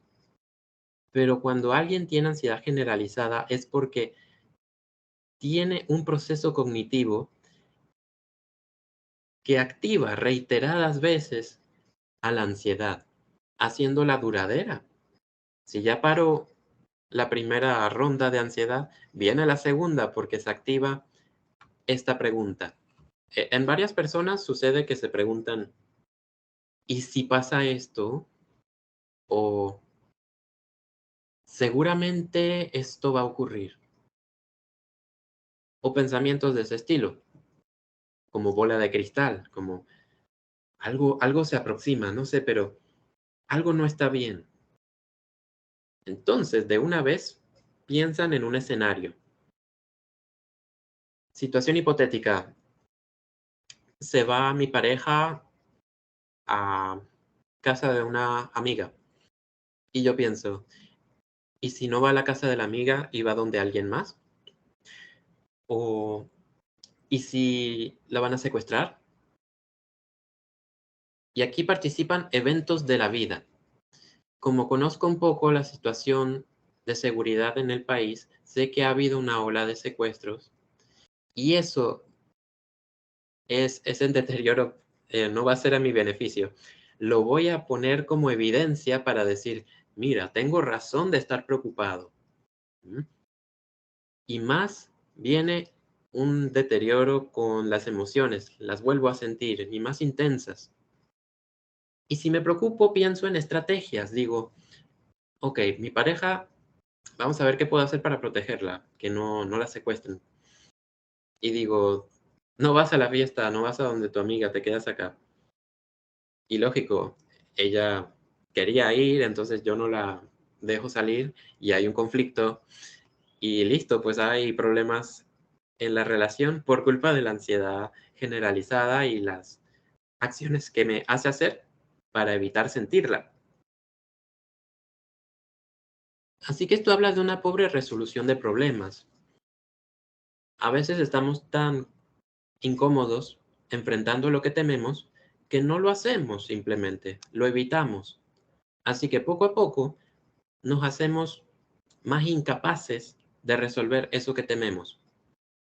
Una paciente, después de su primer choque, decidió que no iba a manejar más. Fue muy estresante, pensó que le había herido a la otra persona. No fue algo, fue un rasguño, la verdad. Pero ella ya se había montado una película que la asustó bastante y no quiere revivirlo. Como resultado, dejó de manejar y se ha vuelto pues más incapaz de saber cómo manejar un carro. El tiempo pasa y no lo practica. A eso me refiero. También está el agotamiento, que es producto de todo eso. El agotamiento de mis preguntas, ¿y si pasa esto? Y me hago una película en la cabeza que me activa y busco en todas las razones para apoyar mi creencia y busco cualquier solución al problema, pero que trae más problemas y más soluciones. Es entrar a un laberinto que no tiene salida. Y claro, me va a fatigar. Van a venir los síntomas, la irritabilidad, los problemas de sueño, los nervios de punta. Por eso, Dogas y Robichaud han creado un protocolo que está apuntado a la ansiedad generalizada y contiene 7 módulos. Yo estaría compartiéndoles de manera general los 7 Y empieza todo con la psicoeducación. Enseñarle al paciente que la ansiedad es una emoción que en sí misma no es peligrosa, pero ellos piensan que sí, y por eso la evitan, con estrategias que sí son dañinas, como el alcohol, a mucho consumo de alcohol, ¿no? O actividades que limitan su salida, se quedan encerrados en la casa, van a invitar a la depresión tarde o temprano.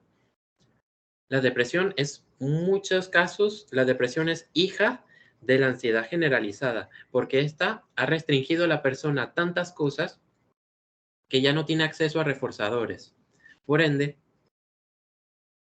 hay una disminución de placer y se siente que la vida no tiene sentido. Luego le enseñamos a detectar las preocupaciones. Eso lo voy a dar en más detalle al final. La enseñamos a exponerse al no sé. A las personas con ansiedad les cuesta mucho no saber las cosas. Saber cosas es seguridad.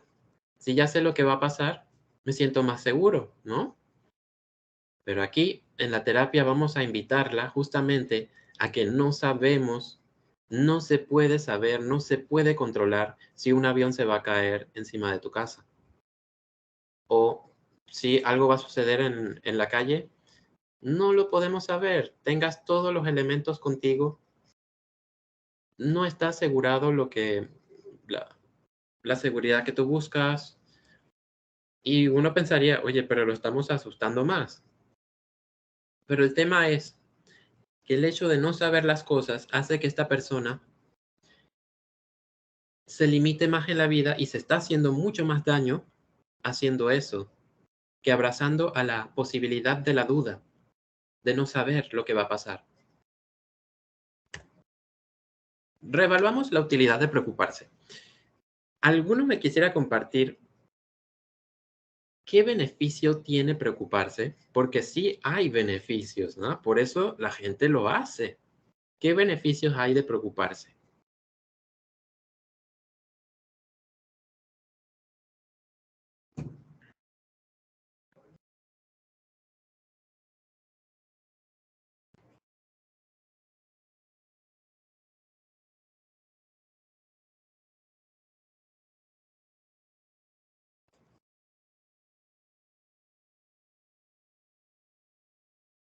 Se están preocupando.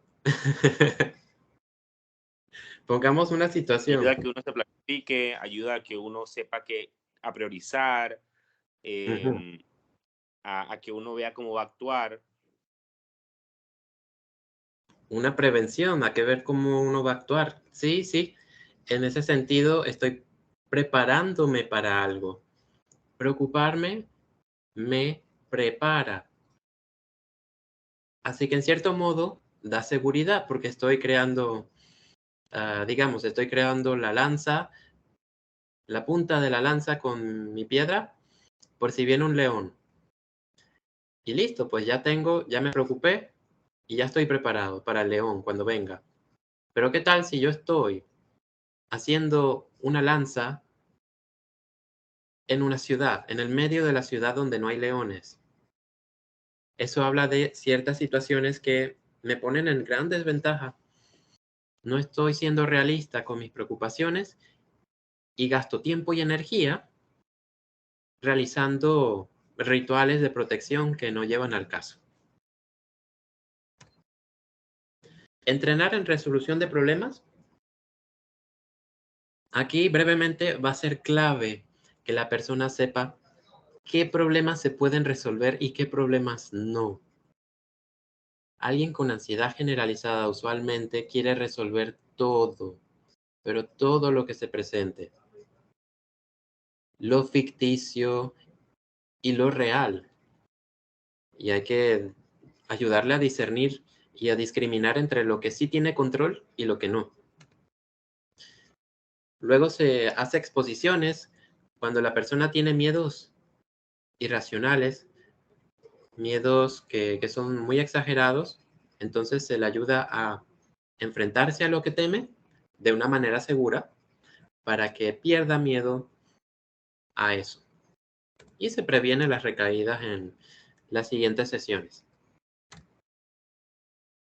para evitar que vuelva a sentir los síntomas de la ansiedad generalizada. Cuando la persona se preocupa de muchas cosas, pues hay que entrenarla, ya les comenté, a ver si un problema es real, bajo mi control o fuera de mi control.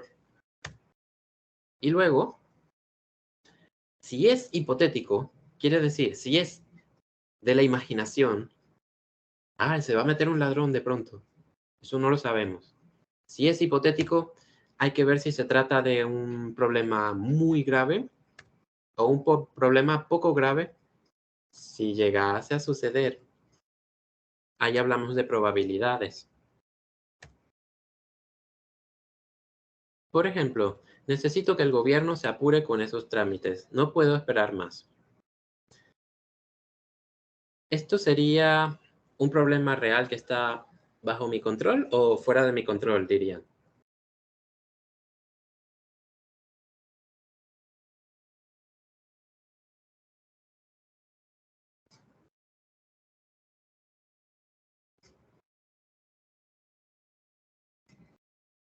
Hay dos opciones.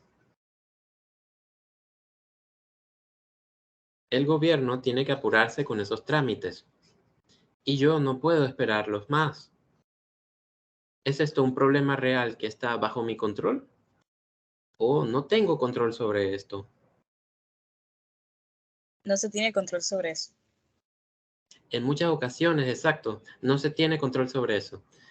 Como sabemos, en mi Panamá a veces hay algunas personas que podrían movilizar más rápido ciertos trámites, pero digamos en un contexto donde eso no es posible, habría que abrazar la incomodidad de tolerar y sentirse incapaces, porque no se puede hacer nada allí.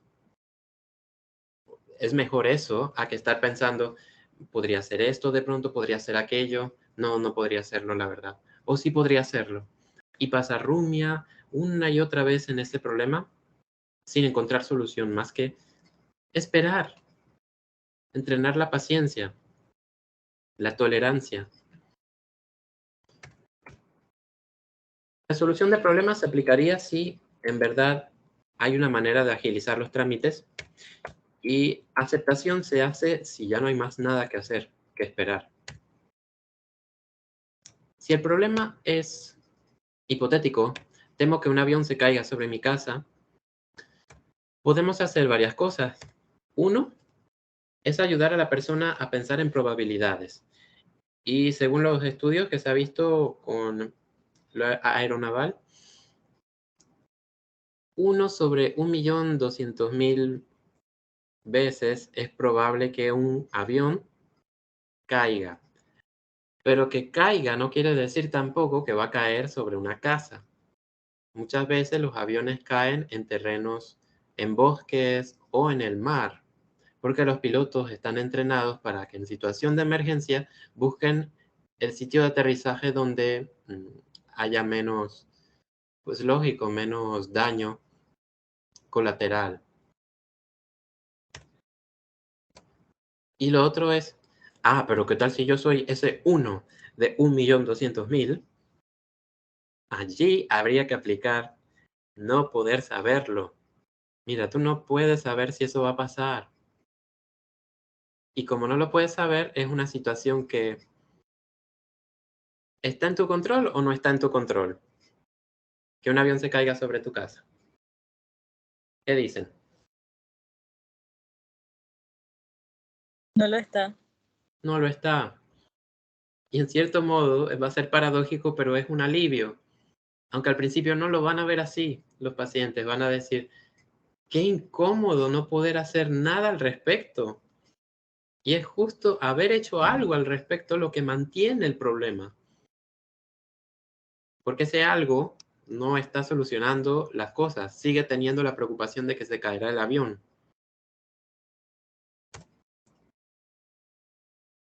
Y por tercer punto, se puede entrenar a la persona a imaginar que el avión sí se cae. Imaginar que eso que él teme que ocurra, sí va a ocurrir. Esto, para muchos que no tienen todavía claro qué es la exposición ha demostrado que enfrentarse a lo que uno teme de manera imaginaria o en vivo ayuda tremendamente a bajar la ansiedad. Así que por eso estamos diciendo que la persona se imagine que el avión cae sobre su casa y lo aplasta. Va a estar pensando una y otra vez en eso, tener esa imagen en la mente hasta que la ansiedad baje. Hasta que no la sienta, o al menos hasta que baje a más de la mitad de lo máximo que puede sentir de ansiedad. Si siente una ansiedad de 8 sobre 10, imaginar el avión que cae hasta que su ansiedad sea 4 sobre 10, 3 sobre 10. Allí pararíamos la exposición. Si hay preguntas sobre esa técnica específica, claro, eso yo me podría extender, haría una clase, pero ese es un módulo que se puede realizar para otro momento. Y es fascinante cómo tiene resultados rápidos en las personas con preocupaciones que son ficticias.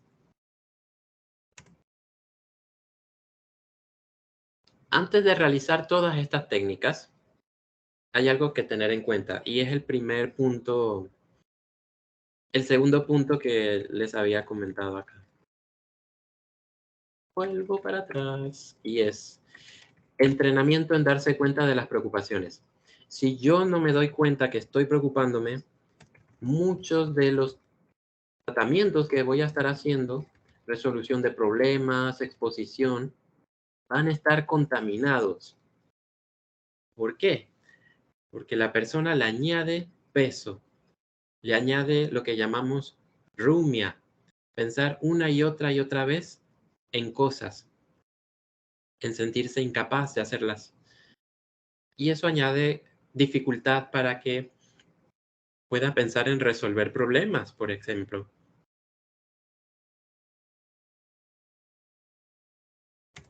Vamos a dar una ilustración de esto. Y sería ya el último punto de la clase. Mi pareja va a salir. Uy, y llega el pensamiento. ¿Y si? Ahí está. ¿Y si estará siéndome infiel allá?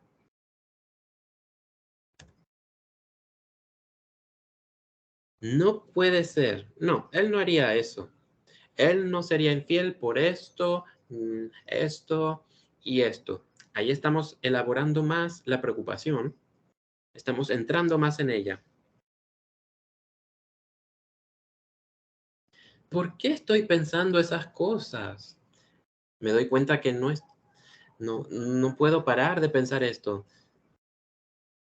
Y llega un punto en que siento descontrol, siento muy incapaz y voy a mi cuarto y lloro. Y entonces si un paciente pues que yo atiendo viene al día siguiente y dice, ay, el otro día me fue muy mal, lloré y me encerré en mi cuarto. ¿Qué fue lo que pasó? Es que mi pareja dijo que iba a salir y llegó todo ese chorro de pensamientos. Ahí podemos identificar en qué momento se preocupa, cuando la pareja sale. Segundo punto, cuénteme, ¿qué pensamiento es el que inicia el motor de la ansiedad? Y si, una vez que detecta que sus pensamientos de preocupación empiezan con y si, se le va a estar realizando un tratamiento para que sea más consciente de esa palabra. Uno de esos puede ser que diga por 1 minuto, y si, y si, y si, y si, 3 veces al día por 1 semana. Y así cuando se encuentre a él o a ella misma pensando en voz alta, de pronto dice, oye, estoy pensando en easy. ¿Y qué beneficio tiene eso? A ver, si yo sé que estoy pensando en easy, tengo más control sobre mí para parar todo esto, toda esta cadena. Porque me doy cuenta que estoy empezando a rumiar. Todavía no, pero estoy empezando. Este es el primer eslabón. Y ahí tengo más control para hacer las cosas. Para decidir qué hacer con mi atención. Si dirigirla a toda esa historia que en vez de hacerme sentir seguro me aumenta la ansiedad hasta llegar a llorar y a aislarme en el cuarto. O realizar algo que llamamos una acción valiosa. Bueno, mi pareja va a salir. Ay, ¿y si estará haciéndome infiel allá? Ay, estoy pensando en Easy. Listo, me dirijo mi atención a otra cosa. O puedo decir simplemente, mira, yo no sé si me está haciendo infiel. No lo puedo saber.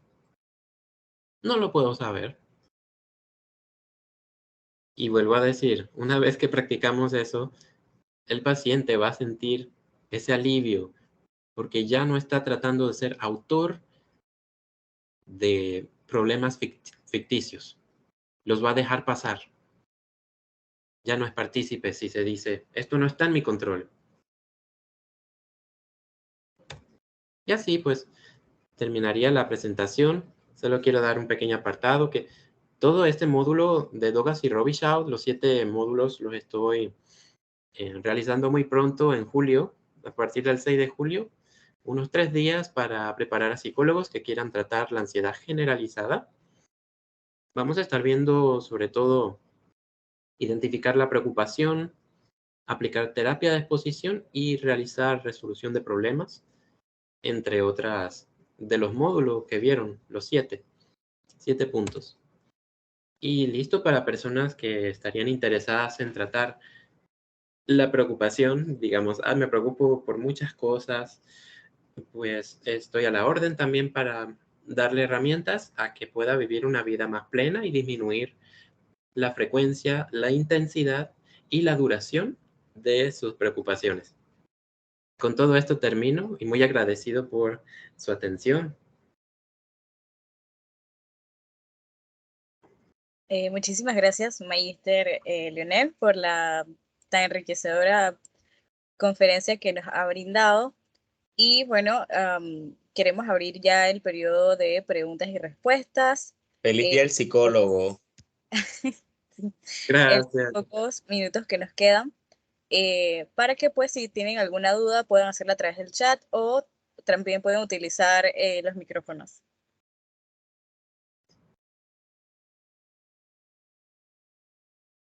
Ujú.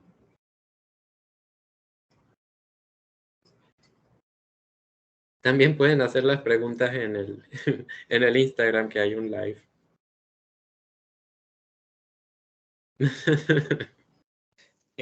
Carolina, sí. Ok, el chat de repente no se me actualizó a mí y no pude leer las respuestas, pero sí, sí estábamos pendientes. Ujú. Ok, entonces si quieren seguir comentando o mencionando algo, pueden hacerlo a través del chat.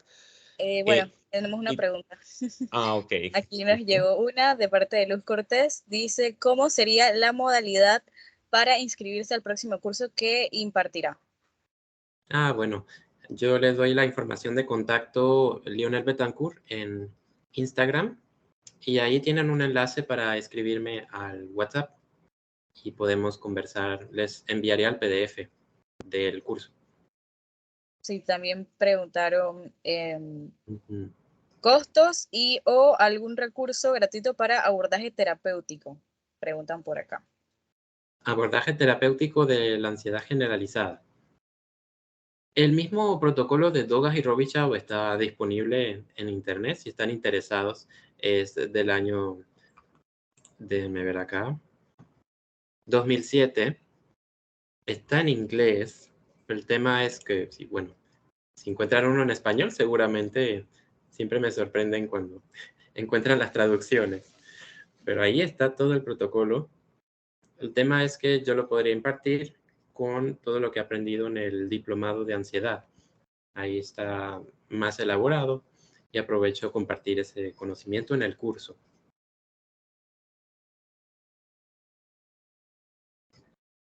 Me pueden escribir al WhatsApp al 6926-3927 para más información. Aquí se puede chatear. Bueno, voy a Sí, escribirlo, que sería de ahí más. estoy leyendo las preguntas.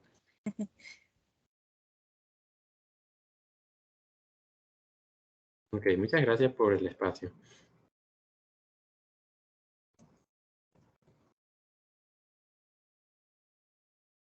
Si hay alguna otra pregunta que tenga que ver con el origen de la ansiedad o qué factores lo mantienen, que están curiosos de saber, están haciendo una tesis sobre esto.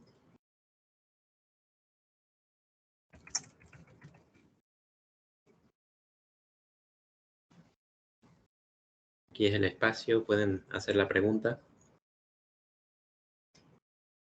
Los micrófonos también están abiertos por si... Ahí está. Podría decir los orígenes de la ansiedad. Ajá.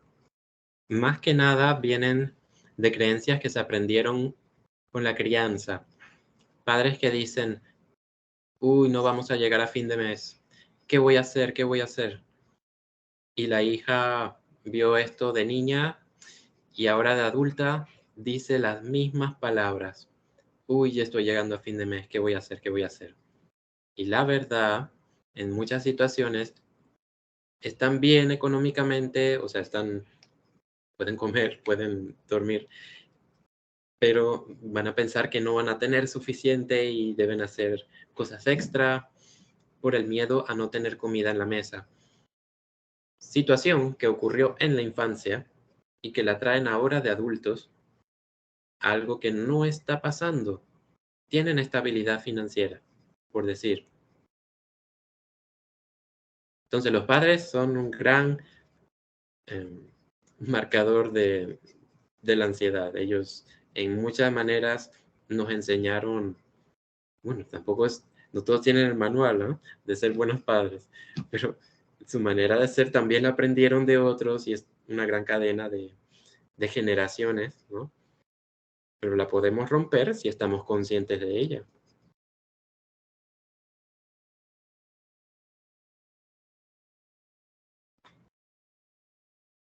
Muy buena pregunta. Gracias.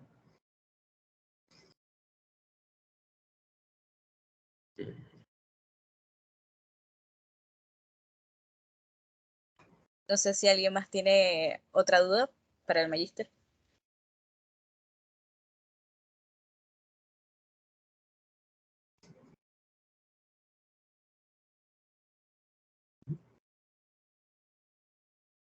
Al parecer creo que ha quedado todo bastante claro porque Ay, qué se nos bueno. agotaron las preguntas.